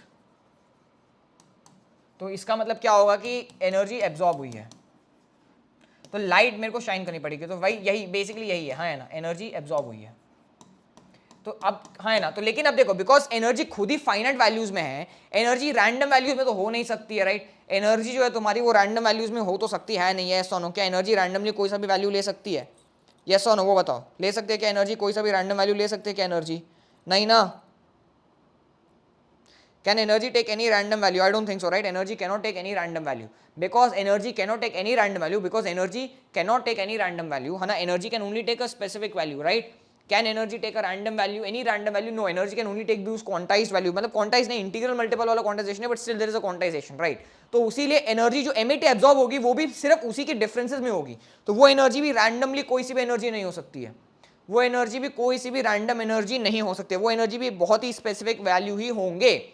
तो उससे से क्योंकि कुछ स्पेसिफिक वैल्यूज होंगे और हर स्पेसिफिक वैल्यू की अपनी अलग फ्रीक्वेंसी होगी, हाँ है ना, फोटोन वाला, फोटो इलेक्ट्रिक इफेक्ट वाला जो आइंस्टाइन का जो आइडिया है, प्लैंक्स क्वांटाइजेशन जो है तुम्हारा, राइट, कि हर इलेक्ट्रॉन के एनर्जी के, तो हर फोटोन के एनर्जी की एक पर्टिकुलर फ्रीक्वेंसी होगी, तो जो तुम्हें स्पेक्ट्रम मिलेगा हाइड्रोजन का या किसी भी एटम का, वो सिर्फ कुछ कुछ लाइंस रहेंगे, रैंडमली कोई सी भी लाइन नहीं, बहुत स्पेसिफिक लाइंस रहेंगे, you should be able to calculate this using this. तो हाइड्रोजन स्पेक्ट्रम का कैलकुलेशन कर रहे थे नील्स बोर, उस हाइड्रोजन स्पेक्ट्रम के कैलकुलेशन को करने के लिए उनको रियलाइज हुआ कि उनको जो यूज करना है रिडबर्ग का जो आइडिया, रिडबर्ग ने भी किया था, Rydberg is one of the great scientist, he did the same thing, तो वही सारा मिला के ये कहानी आती है। हिस्टोरिकली ऐसा आता, but you don't need to worry about it too much. Basic idea क्या है, एनर्जी एब्जॉर्ब्ड,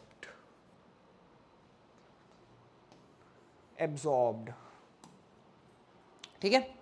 तो एनर्जी यहाँ पे रिलीज हुई है, यहाँ पे एनर्जी इंक्रीज हुई, तो एनर्जी यहाँ पे एब्जॉर्ब हुई है। अब वो एनर्जी कितनी होगी, what is going to be that delta E, जो एनर्जी मैं वही जो मैं अभी ज्ञान देता वही मैं यहाँ पे बता, तो क्या हुआ, ये होने वाला -13.6 है ना, -13.6 इलेक्ट्रॉन वोल्ट्स। फिर क्या आने वाला तुम्हारा, इंटू जेड स्क्वायर, अब यहाँ पे आएगा 1/n1 से n2 था तो n2 square minus 1/n1 square, ठीक है। जो भी पॉजिटिव हो या नेगेटिव हो यही एनर्जी है, राइट। इससे तुम्हें पता चलेगा एनर्जी एमिट हुई है या वो हुई है। अब तुम्हें अगर मान लो इस एनर्जी का, इस डेल्टा ई से जो भी एब्जॉर्ब या एमिट हुआ है ना, इसका अपना एक फ्रीक्वेंसी होगा या डेल्टा ई जो होगी, है ना, इसका मॉड जो होगा वो क्या होगा, वो is going to be h times nu, right, या hc/लैम्डा आने वाला, हाँ या ना, यही में से कोई एक रहेगा, हाँ या ना, इन्हीं में से एक रहने वाला है, राइट, या तो वो h न्यू होगा या तो वो hc/लैम्डा होगा। तो द आइडिया इज कि व्हाट इज दैट न्यू जो एमिट या एब्जॉर्ब हुआ है, एमिट या एब्जॉर्ब जो हुआ है उसका न्यू क्या होगा, एमिट/एब्जॉर्ब जो भी हो, ये इसका न्यू क्या होगा, इसका न्यू होने वाला है, एमिट या एब्जॉर्ब हो जो भी हो, इसका न्यू क्या होगा, इसका न्यू होगा this delta E by H, और वो क्या होगा तुम्हारा, वो होगा -13.6 electron volts divided by H into Z square, और यहाँ पे आ जाएगा वहीं से मॉड के साथ, यहाँ पे मॉड, क्योंकि मैग्नीट्यूड है ना, ये सिर्फ ये मॉड ही से आया था ना, तो ये मॉड ही था, तो यहाँ पे मॉड ले लोगे times 1/n2 square minus 1/n1 square, ठीक है। अब अगर मान लो मैं तुम्हें बोल दूं कि what is going to be the maximum possible frequency, तो you have to take n1 to be infinite, मतलब you have to take it to be the last orbit, right. So for maximum v max कब मिलने वाला है तुम्हें, तब मिलेगा जब 1/n1 square minus 1/n2 square is going to be maximum, जो कि कब होगा, when 1/n1 square is maximum and क्योंकि a माइनस बी है ना, तो a मैक्सिमम और a मिनिमम हो जाएगा। ये बेसिक रीजनिंग है ना, इसके बारे में सोचो तुम्हें मिल जाना चाहिए, राइट, मिनिमम। तो ये कब होगा, दिस इंप्लाइज कि तुम्हारा n2 जो है वो इन्फिनिटी को जा रहा है, और यहाँ से क्या मिल जाएगा, तुम्हारा n1 जो है वो 1 है, तो बेसिकली तुम्हारा क्या हो जाएगा, यहाँ से 1/n1 स्क्वायर कितना आएगा तुम्हारा 1, एंड 1/n2 स्क्वायर कितना आएगा तुम्हारा इन्फिनिटी। आसान भाषा में बोलूँ तो तुम्हारा जो न्यू मैक्स है वो रहने वाला है -13.6 electron volts by h into Z square. तो आसान भाषा में ये हो जाएगा 13.6 इलेक्ट्रॉन वोल्ट्स बाई h, है ना, इंटू जेड स्क्वायर। अब ये जो इलेक्ट्रॉन वोल्ट्स है क्या होता है, ये होता है 1.6 इंटू 10⁻⁻19 जूल्स, और ये h जो होता है ये क्या होता है तुम्हारा, this is going to be 6.626 into 10⁻⁻35 joule second. तो सॉल्व करना है तुम्हें, सॉल्व वगैरह करना पड़ेगा obviously, but you solve this and you get the answer as some number times Z square, है ना, ये क्या रहेगा, तो यही जो है ये तुम्हारा न्यू नॉट होगा।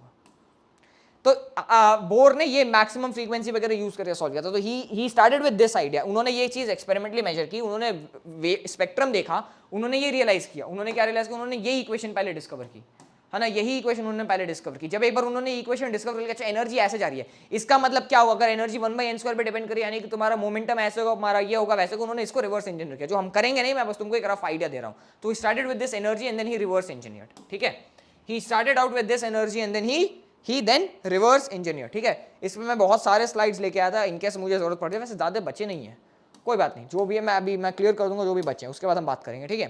तो बोर से, अच्छा इससे पहले कि मैं आगे बढ़ूं, I will discuss of one more thing. तो तुम्हें यहाँ पे मैंने न्यू तो निकालना सिखा दिया, राइट, बट डेल्टा ई जो था वो 1/λ किसके बराबर है, 1/λ किसके बराबर है, तो hc/λ was equal to what, mod delta E, है ना। तो यहाँ से तुम्हारा 1/λ किसके बराबर आ जाएगा, delta E by H C mod.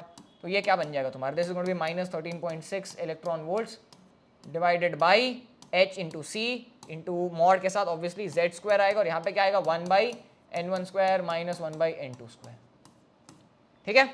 तो यहाँ से तुम्हारा 1/λ, इसको जब तुम सॉल्व कर लोगे ना, तो यहाँ पे तुम्हें जो वैल्यू मिलेगी उसका नाम मैं दे रहा हूँ r into Z square by n1 square minus Z square by n2 square. ये z सेम है और इसका भी मॉड, इसको रिडबर्ग्स इक्वेशन बोलते हैं। ये रिडबर्ग ने एक्सपेरिमेंटली डिराइव की थी, रिडबर्ग्स इक्वेशन, ये रिडबर्ग ने एक्सपेरिमेंटली डिराइव की थी, ठीक है, रिडबर्ग्स इक्वेशन। अब इसमें बहुत सारे चीज होते हैं, इसमें सीरीज वगैरह के लाइनमैन क्या होता है, बामर क्या होता है। होमवर्क क्या तुम्हारा, find out what is, find out about the following. पहला क्या है, लाइमन सीरीज क्या होता है, लाइमन सीरीज पता है कब बनती है, जब तुम्हारी n1 की वैल्यू हो जाती है, n1 की वैल्यू जो तुम्हारी होती है नहीं, n2 की जो वैल्यू तुम्हारी होती है वो कितनी होती है, वो n2 की वैल्यू जो होगी तुम्हारी वो होगी 1, और n1 जो है वो कोई सा भी हो सकता है, कोई सा भी और इसके अलावा, ठीक है। n2 1 होगा, n1 जो है वो कुछ भी हो सकता है। बामर कब बनता है, बेसिकली जब तुम 1 से 2 पे जो है, 2 से तुम 1 पे, एक ही बात है, ठीक है, जो भी है जैसा भी है ना। 1 से 2 पे आओ, 2 से 1 पे आओ, कोई अंतर नहीं आएगा, ठीक है। या कुछ लोग इसको ऐसे भी लिखते हैं कि नहीं ठीक है, चलो सही है। चलो फिर आता है तुम्हारा लाइमन बामर।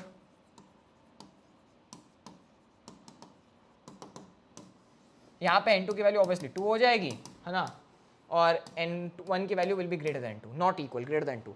यहाँ पे it will B greater then 1, ठीक है।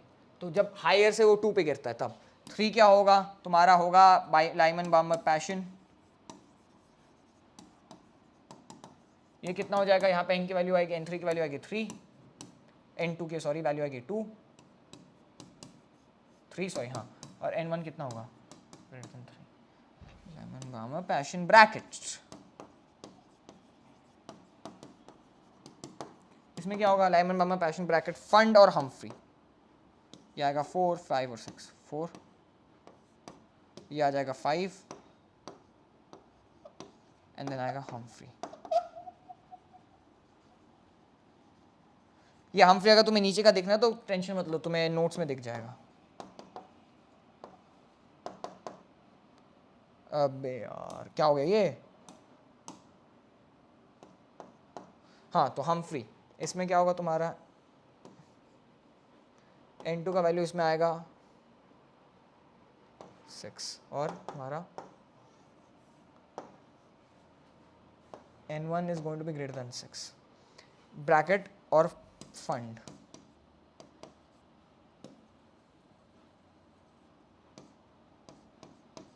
P साइलेंट है,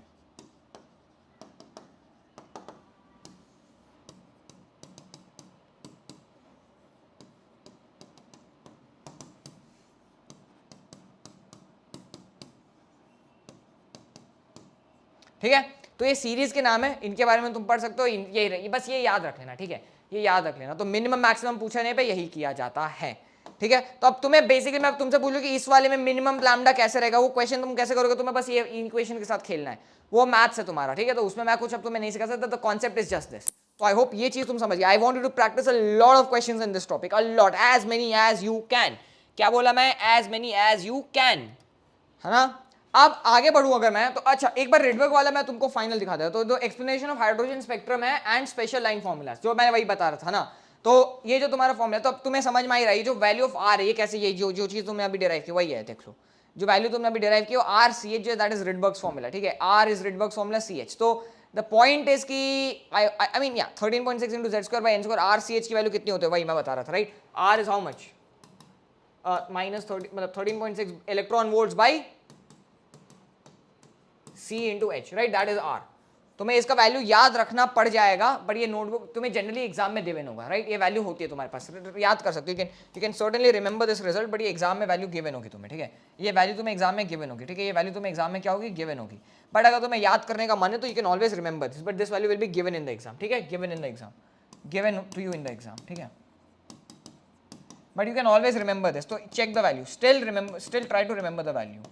1.01 into 10 to the power minus 7 meters होता है, मीटर इनवर्स होता है, ठीक है। 1.1 into 10 to the power minus 7 metre inverse होता है, ठीक है। हाँ या ना, समझ में आ रही है मेरी बात, समझ में आ रही है मेरी बात, यस और नो, राइट। तो ठीक है, 1.1 into why 10 to the power minus 7, given in the examination the value of R is basically what, 1.1 into 10 to the power minus 7 metre inverse. तो अगर तुम्हें एग्जाम में नहीं तो ये याद रखना, उतना कॉम्प्लिकेटेड है भी नहीं यार। अब देखो इसमें बहुत सारे कॉन्स्टेंट्स है, राइट। हर एक जो मैंने यहाँ पे एक्सप्रेशन लिखा है, हर एक एक्सप्रेशन कॉन्स्टेंट, यही जो किलो मैंने इलेक्ट्रॉन वोल्ट्स में लिखा है, इसको तुम एंगस्ट्रॉम्स में बहुत सारी चीजें कर सकते हो, बट उतना इन सब झोल में मत घुसना। एक बार एक देख लो value and just stick to it and just do it accordingly, ठीक है। तो वही है यहाँ पे जो मैंने अभी तक मैंने ज्ञान तुम्हें दिया वो पूरा मैंने यहाँ पे एकदम बढ़िया से टाइप वर्जन में तुम्हें लिखा हुआ दे दिया है। तो ये स्पेक्ट्रल लाइन फॉर्मूला होता है। तो यही से hydrogen so bore basically hydrogen spectrum explain करना चाहते थे, एंड एक्सप्लेन करते करते करते करते वो यहाँ तक पहुँच गए, ठीक है। समझ में आया, येस और नो, येस और नो, येस और नो, येस और नो, येस और नो, ठीक है। I hope all of this is clear and I hope all of this is making sense, right. So this is the discussion of जो भी तुम्हारा atomic theory है and जो भी है, ठीक है। This is the discussion of your atomic theory and जो भी चीजें हैं। अब इसमें के बाद मैं और 20 स्लाइड लेके आया हूँ तुम्हारे पास, मैं और 20 स्लाइड्स तुम्हें लेके आया हूँ। ये 20 स्लाइड है तुम्हारे सेमीकंडक्टर के ऊपर, ठीक है।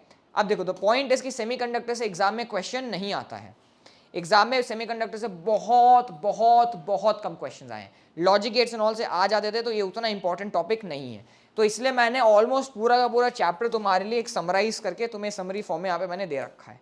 तो सेमीकंडक्टर्स एक बार देखते हैं जल्दी से, मैंने ऑलरेडी बहुत सारे तुम्हें लिख के दे ही दिया है, तो तुम्हें ज़्यादा इसमें टाइम वेस्ट नहीं करना पड़ेगा, तुम बस ये पढ़ लोगे तो I think the revision will be done, but एक बार मैं फिर भी इनको एक बार जल्दी से बता दे रहा हूँ, है ना। तो देखो सेमीकंडक्टर क्या होता है, तुम्हारे पास 3 तरीके के सॉलिड्स होते हैं, एक होता है कंडक्टर, एक होता है इंसुलेटर, एक होता है सेमीकंडक्टर। इंसुलेटर में बिल्कुल करंट नहीं जाता, सेमीकंडक्टर में थोड़ा सा जाता है, और कंडक्टर में बहुत ज़्यादा चले जाता है, कोई इसमें उतना दिक्कत है नहीं, ठीक है। तो इसका बारे में पूरा डिस्क्रिप्शन दिया हुआ है, रेजिस्टिविटी किस रेंज में होती है, एग्जाम्पल्स क्या होते हैं, ग्लास, रबर, वो इसके होगा, इसकी रेजिस्टिविटी कार्बन, सिलिकॉन, जर्मेनियम हो गया, ऊपर वाले जनरली मेटल्स होते हैं, तो ये सब चीज़ें तुमने है, तुम्हें आइडिया होगा, है ना। तो ये थियोरी है पूरा, आई hope you can go through this, ठीक है।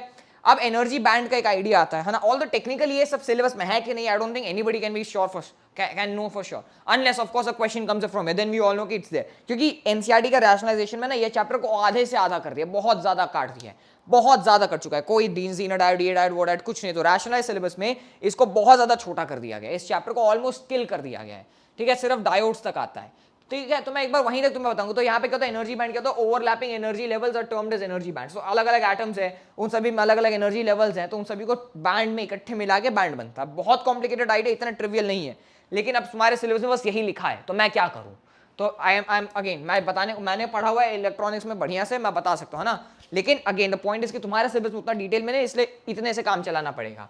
तो the energy band is formed by overlapping of valence electrons is known as valence energy band, the energy band formed by overlapping of, अरे मिट जा, हाँ, formed by overlapping of हाँ conduction electrons are known as conduction energy band, ठीक है।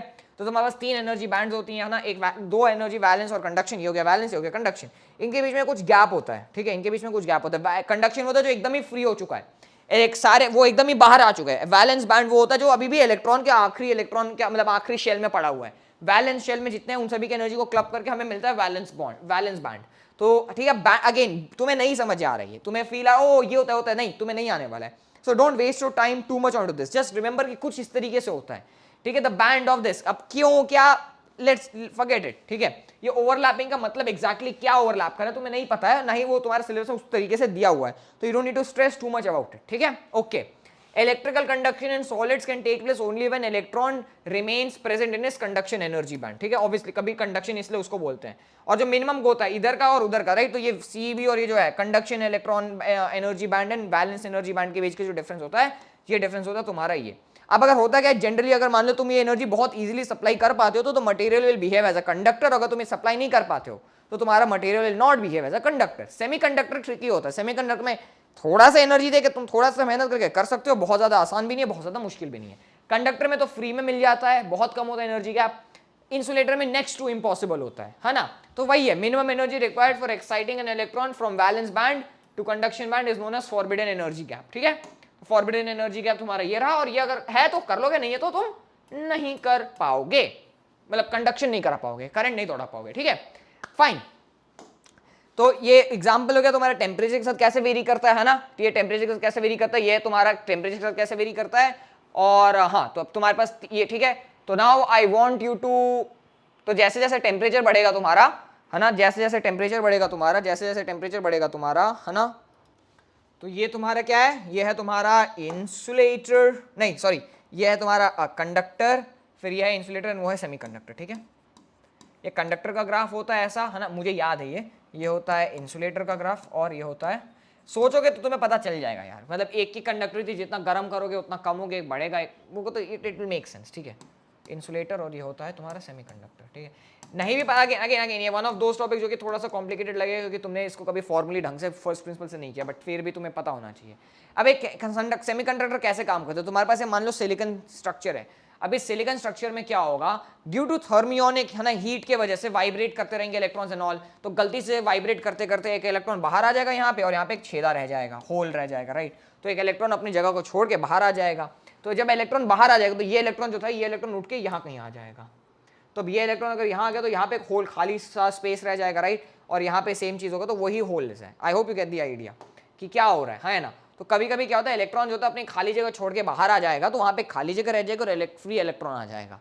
तो जो खाली होल है अब उसमें तो ये ऐसे चेंज ऐसा रहेगा, राइट, एक चेंज ऐसा रहेगा तुम्हारे पास एक चेंज ऐसा रहेगा, तुम्हारे पास इस तरीके का कोई सिनेरियो रहेगा, तुम्हारे पास ऐसा रहेगा, एक इलेक्ट्रॉन यहाँ है, इलेक्ट्रॉन यहाँ है ना, ऐसा इलेक्ट्रॉन है, इलेक्ट्रॉन है ना, इलेक्ट्रॉन इलेक्ट्रॉन इलेक्ट्रॉन ऐसे पड़े हुए हैं।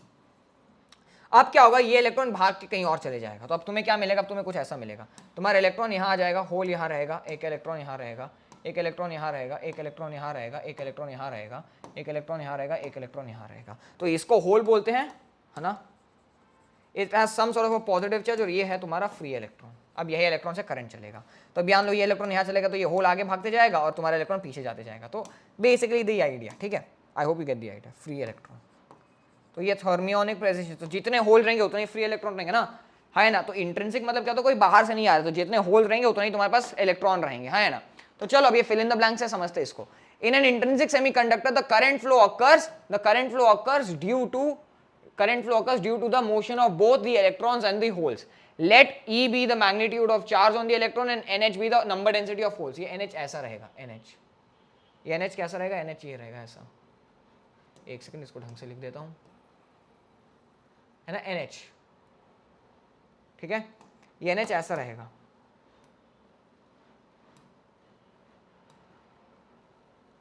ठीक है, ये NH ऐसा रहेगा, ठीक है।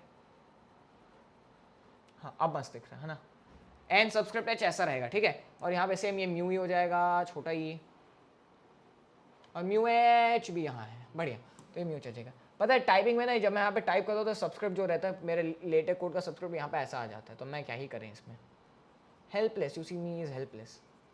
तो ये क्या बन जाएगा तुम्हारा, म्यू एच, ये क्या बन जाएगा, म्यू ई, है ना, और ये क्या रहेगा, ये रह जाएगा म्यू एच, ठीक है। तो होल डेंसिटी है NH, है ना, E is the charge of electron, mu ये है, सारा तुम्हें गिवन है।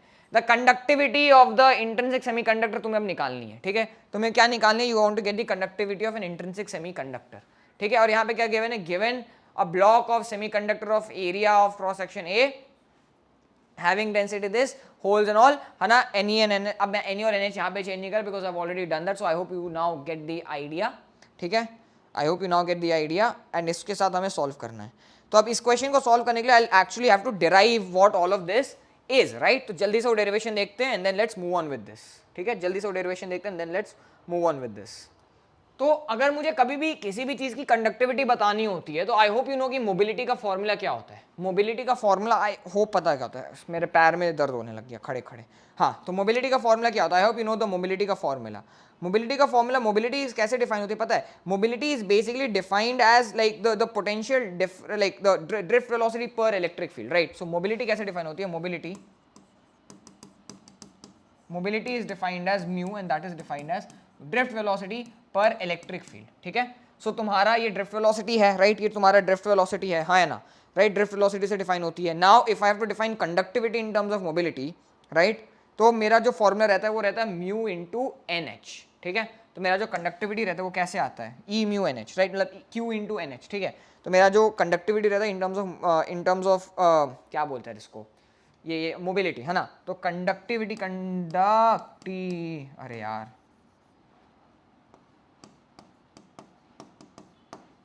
कंडक्टिविटी क्या होता है, conductivity is going to be NE mu, ठीक है। तो यही दो रिजल्ट है, अब दोनों का तुम्हें ऐड कर देना बस, कंडक्टिविटी, इसका कंडक्टिविटी और उसका कंडक्टिविटी, तुम्हें अब क्या करना है, इन दोनों का कंडक्टिविटी तुम्हें अब क्या करना है, ऐड कर देना, ठीक है। तो कंडक्टिविटी का सिंबल होता है सिग्मा, इसका होता है म्यू। तो सिग्मा क्या आ जाएगा यहाँ पे तुम्हारा, let me right this in yellow. तो यही है फॉर्मूला, है ना। अब ये फॉर्मूला तुम्हें याद कर लेना चाहिए, है ना। ये उतना ज़्यादा नहीं आता, ये बेसिकली यूज़ नहीं होता उतना ज़्यादा करंट इलेक्ट्रिसिटी में, बट है करंट इलेक्ट्रिसिटी में। एग्जाम में तुम्हें इससे क्वेश्चन उतने आते नहीं है, ये अगेन मैंने जैसा बोला इससे ज़्यादा क्वेश्चन आते नहीं, बट स्टिल। तो यहाँ पे E रहेगा, यहाँ पे आ जाएगा NE into mu E plus NH into mu H, बस हो गया। तो this is the formula for your sigma, ठीक है। तो होल करंट का होल करंट अब तुम्हारे यहाँ पे क्या है, IE और यह है IH। क्या लिखा है यहाँ पे, consider a block of semiconductor log है, तो इसमें दो करंट्स रहेंगे, होल ऐसे भागेगा, इलेक्ट्रॉन ऐसे भागेगा, पर क्योंकि इलेक्ट्रॉन के डायरेक्शन के ऑपोजिट करंट होगा तो इलेक्ट्रॉन तो दोनों सेम डायरेक्शन में रहेंगे, ओवरऑल करंट कितना आ जाएगा तुम्हारा, I hole plus I electron, तो ये होता है इंट्रिंसिक सेमीकंडक्टर का करंट का सेटअप, है ना। दोनों ही अब भागते, दोनों ही दूर भागेंगे, तो तुम्हारा होल जो रहेगा क्योंकि इलेक्ट्रिक फील्ड लगाने पे दूसरे जाएगा और इलेक्ट्रॉन इधर आएंगे तो दोनों ऐड हो जाएंगे। सो दिस इज द फॉर्मूला, ठीक है। वही यहाँ लिखा हुआ है, v is the drift velocity, i is this is this, है ना, है ना, VENA, राइट। तो यहाँ से तुम्हें I के का फॉर्मूला आ जाएगा, यही आ जाएगा ना I का फॉर्मूला। अब तुम्हें ऑलरेडी मालूम है कंडक्टिविटी क्या होती है, कंडक्टिविटी यही तो होती है, तो मैंने ऑलरेडी तुम्हें वो डिराइव करके दिखाई दिया है, राइट। तो कंडक्टिविटी ये होती है। अब अगेन V/E वगैरह, मतलब you can work this out and you will get the same answer, ठीक है। तो ये ज़्यादा इंपॉर्टेंट है, right, this is very very important, so make a note of this, ये थोड़ा याद रखना। This is very very, because again this chapter में क्या है ना, क्योंकि बहुत सारी चीजें कट गई हैं, तो these things actually become important, so you should not to perform these derivations, ठीक है। समझो, तुम्हारा आई क्या होता है, VENA ना, वीना बताया था ना, VDENA, तो VENA VHENA, और यह क्या तुम्हारा, उनको ऐड करके करंट मिल गया मेरे को ओवरऑल। अब this is also equal to V/R, V/R जो है तुम्हारा, वहीं से सॉल्व वगैरह करोगे तो तुम्हें आंसर मिल जाएगा तुम्हारा, है ना, ठीक है। सो दैट इज इट, ठीक है। तो यहाँ से तुम बहुत इजीली डिराइव भी कर सकते हो अपना वो फॉर्मूला जो मैंने पिछले स्लाइड में लिखा था। तो V को तुम कैसे लिख सकते हो, V is going to be what, E into L, R को कैसे लिख सकते हो, रो L बाई A। तो यहाँ से L और L गया, यहाँ पे क्या मिल गया तुम्हें, E, ये रो L और L गया, यहाँ पे तुम्हें क्या मिल गया, तुम्हें मिला हुआ E into A into NEVE plus NHVH, है ना। अब मैंने तुम्हें मोबिलिटी डिफाइन कैसे की है, मोबिलिटी डिफाइंड है V/E से, तो यहाँ पे तुम डालोगे तो तुम्हें क्या मिलेगा, you are going to get E by rho, है ना। तो क्या मिलेगा तुम्हें यहाँ पे, 1/ρ इज व्हाट, 1/ρ क्या मिल जाएगा, 1/ρ इज तो कंडक्टिविटी ना, 1/ρ कितना है तुम्हारा, is going to be 1/A into A, जो कि कैंसिल हो जाएगा, into E into NE into VE/E plus NH into VH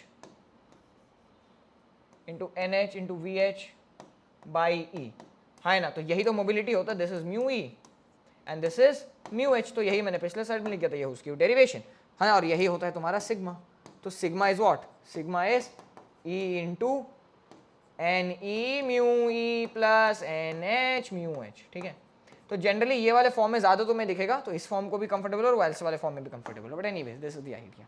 अब तुम्हारा एक्सट्रिंसिक सेमीकंडक्टर और इम्प्योर सेमीकंडक्टर, तो इसमें मैं दूसरा मिला दूंगा, ठीक है। तो एक इम्प्योरिटी वगैरह मिला दूंगा, तो इम्प्योरिटी मिलाने से क्या होगा, इम्प्योरिटी मिलाने से क्या होगा, तुम्हारे पास क्या होगा, तो मान लो सिलिकन है, सडनली इस सिलिकन में मैं क्या करूं, मैं सिलिकन में मान लो मैं इसमें बोरॉन मिला दूं, बोरॉन नहीं, क्या होता है, कार्बन, नाइट्रोजन के नीचे क्या आएगा, यार भूल रहा हूं मैं, hydrogen, helium, lithium, beryllium, boron, carbon, nitrogen, oxygen, fluorine, neon, है ना, है ना। हाँ, तो सिलिकन यहाँ पे इस सिलिकन को रिप्लेस करके मैं क्या करूँ, सिलिकन को रिप्लेस करके मैं यहाँ पे सल्फर डाल दूंगा, मतलब यहाँ पे मैंने सल्फर डाल दिया। अब ये सल्फर में कितने इलेक्ट्रॉन होते हैं, सल्फर में 5 इलेक्ट्रॉन होंगे आउटर शेल में, राइट। एक, अरे यार मिनट क्यों नहीं रही है, हाँ, 5 इलेक्ट्रॉन होंगे ना सल्फर में, 1 2 3, अरे 2 क्यों ले रहा हूं, हाँ देखो, तो यहाँ पे क्या होगा, एक देखो यहाँ पे क्या होगा, सल्फर का 1, सल्फर का दूसरा, सल्फर का तीसरा, सल्फर का चौथा, सल्फर का 5वां। ये एक्स्ट्रा इलेक्ट्रॉन जो आता है, अब इससे क्या होता है, ओवरऑल इलेक्ट्रॉन बढ़ जाएगा। तो ये इंप्योरिटी है, यही है इंप्योरिटी, लिखा भी हुआ है ना, ये इंप्योरिटी है। तो यहाँ पे मैंने डोपिंग बोलते, इसको डोप करना बोलते, मैं इसकी एफिशिएंसी है इसका वो बढ़ा रहा हूँ। तो इसमें क्या होगा, मैंने एक एक्स्ट्रा एलिमेंट ऐड कर दिया, मैंने इसमें एक एक्स्ट्रा एलिमेंट लिया, ऐड कर दिया सल्फर। सल्फर में 5 इलेक्ट्रॉन है, सिलिकन के 4 ही इलेक्ट्रॉन है, देख लो सिलिकन के 4 ही इलेक्ट्रॉन होंगे हर जगह पे, राइट। सिलिकन के 4 ही इलेक्ट्रॉन होते हैं, लेकिन सल्फर क्या होता है, जब तुम ये एक बैंड में 2, ये जो एक उसमें लिंक में 2 देख रहे हो, एक इसने दिया, एक इसने दिया है, एक इसने दिया और एक इसने दिया है, तो तभी यहाँ पे 2 आया, शेयरिंग हो रही है, इलेक्ट्रॉन की शेयरिंग हो रही है बेसिकली, जो ये ऑर्गेनिक सॉर्ट ऑफ थिंग है। तो यहाँ पे भी ये जो सल्फर है, ये 4 को तो दे दिया आसपास के, पर इसके पास एक एक्स्ट्रा है, जो एक्स्ट्रा वाला आया है उसके वजह एक फ्री इलेक्ट्रॉन बन जाएगा, वो इलेक्ट्रॉन भाग पाएगा जहां मर्जी उसकी, तो वो फ्री इलेक्ट्रॉन है। तो इसमें क्या होगा, तो ये वाला होता है, ये डोपिंग का idea. So this is what we call as doping, ठीक है, this is what we call as doping, ठीक है। तो इसमें आप यही डोपिंग का आइडिया, ठीक है, यही अब डोपिंग का आइडिया, ये मैं मिटा रहा हूं, इसका जरूरत नहीं है, मैं बस अपने मेमोरी के लिए लिखा था। तो ये डोपिंग का आइडिया, ठीक है, यही है डोपिंग का आइडिया। तो इसको बोलते हैं डोपिंग, ठीक है, इसको क्या बोलते हैं, doping. If you want to read about this and if this is completely new, you can go and have a look at it. I just wanted to revise this for you. So doping बोलते हैं इसको। तो उससे क्या होगा, एक free electron आ जाएगा और इससे तुम्हारे पास n टाइप, क्योंकि देखो अगर if I dope with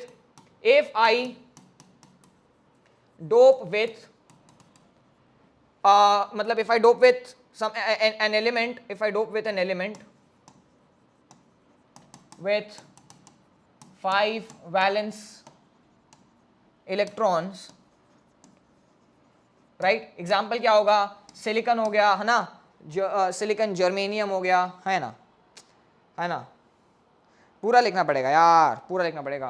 periodic table मेरे पास होती तो मेरे को बहुत मजा आता। चलो कोई बात नहीं, पीरियोडिक टेबल सर्च कर ही लेते हैं। मैं पीरियोडिक टेबल देख लूंगा, मुझे आइडिया लग जाएगा। पीरियोडिक टेबल, पीरियोडिक टेबल आ गया। हाँ आया, क्या आया, क्या आया, क्या आया? आर्सेनिक, क्या लिखा है? आर्सेनिक इस साइड वाला, ये वाला, इस वाले में दिख तो रहा है। अच्छा इंसर्ट डालूं अगर मैं यहाँ पे तो मेरे को दिख जाएगा, फिर मैं डिलीट कर दूंगा। आर्सेनिक है यहाँ पे,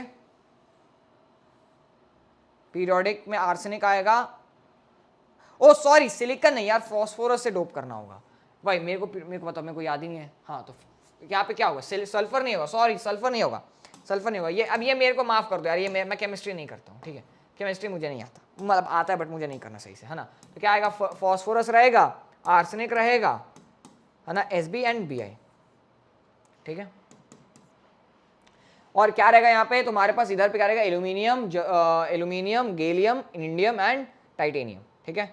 aluminium, gallium, indium and titanium, ठीक है? तो इसको मैं डिलीट कर देता हूँ, ठीक है? Aluminium, indium, gallium and titanium, ठीक है? तो यहाँ पे मैं जाके थोड़ा सा चेंज करूंगा, ये एस नहीं ये पी होगा। Sorry for that mistake, sorry for that mistake.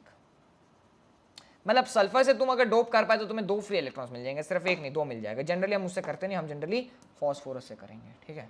तो ये इंप्योरिटी है। ओके एनीवेज, तो तुम्हें यहाँ पे समझ में आ गया। तो ये होने से तुम्हारे पास फ्री इलेक्ट्रॉन मिल जाएगा, और क्योंकि extra electron, we are going to get an extra electron, right? If we do this we get an extra electron, if we do this then we get an extra electron. Therefore, Ne is greater than NH. तो जो negative charge career है ना वो ज्यादा रहेगा, इसीलिए N type. So negative charge carrier are greater, negative charge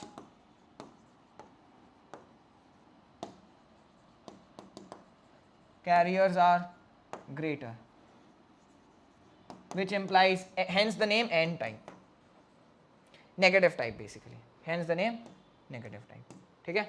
चलिए अब ये p टाइप में क्या होगा? p टाइप में तुम जर्मीनियम जर्मीनियम जर्मीनियम देख रहे हो, तो यहाँ पे क्या हो सकता है? एल्यूमिनियम, जर्मीनियम नहीं, मतलब जर्मीनियम में तुम मिलाओगे क्या?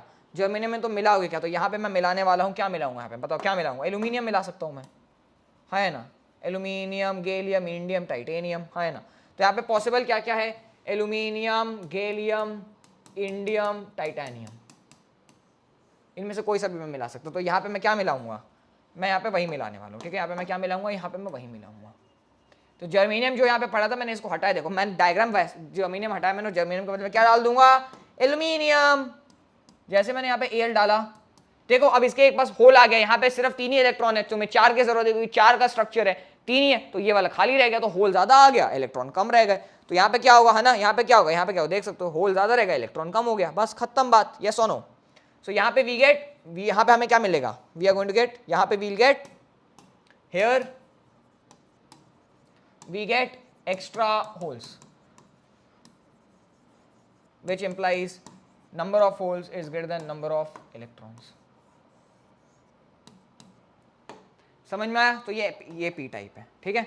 pn जंक्शन में क्या करना, तो दोनों को मिला देना होता है, ठीक है? Negative ions on p side, positive ions on p side are immobile, मिलाओगे तो तुम्हें यहाँ पे पूरा ये कहानी तुम्हें, अब I welcome you to read this story on your own, है ना?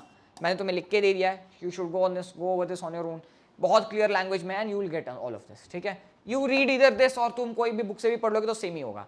The main story is this कि तुमने दोनों को चिपका, तो अब यहाँ वाले जो है ये मिलने लग जाएंगे धीरे धीरे धीरे धीरे। तो अब इसमें कोई फ्री इलेक्ट्रॉन जो कोई होल्स नहीं, वो अक्यूमुलेट कर जाएंगे, तो डिप्लीशन लेयर एक बनता है, और यहाँ पे तुम्हारे पास एक्सेप्टर और डोनर आयन होता है। तो 2 करंट्स बनेंगे, एक करंट जो तुम्हारा ऑपोजिट जाएगा और एक करंट ऐसा जाएगा, एक डिफ्यूजन करंट और एक डिफ्यूजन करंट और एक इंड्यूस करंट रहेगा बेसिकली, है ना? डिफ्यूजन एंड डिप्लीशन करंट बोलते हैं बेसिकली, ठीक है?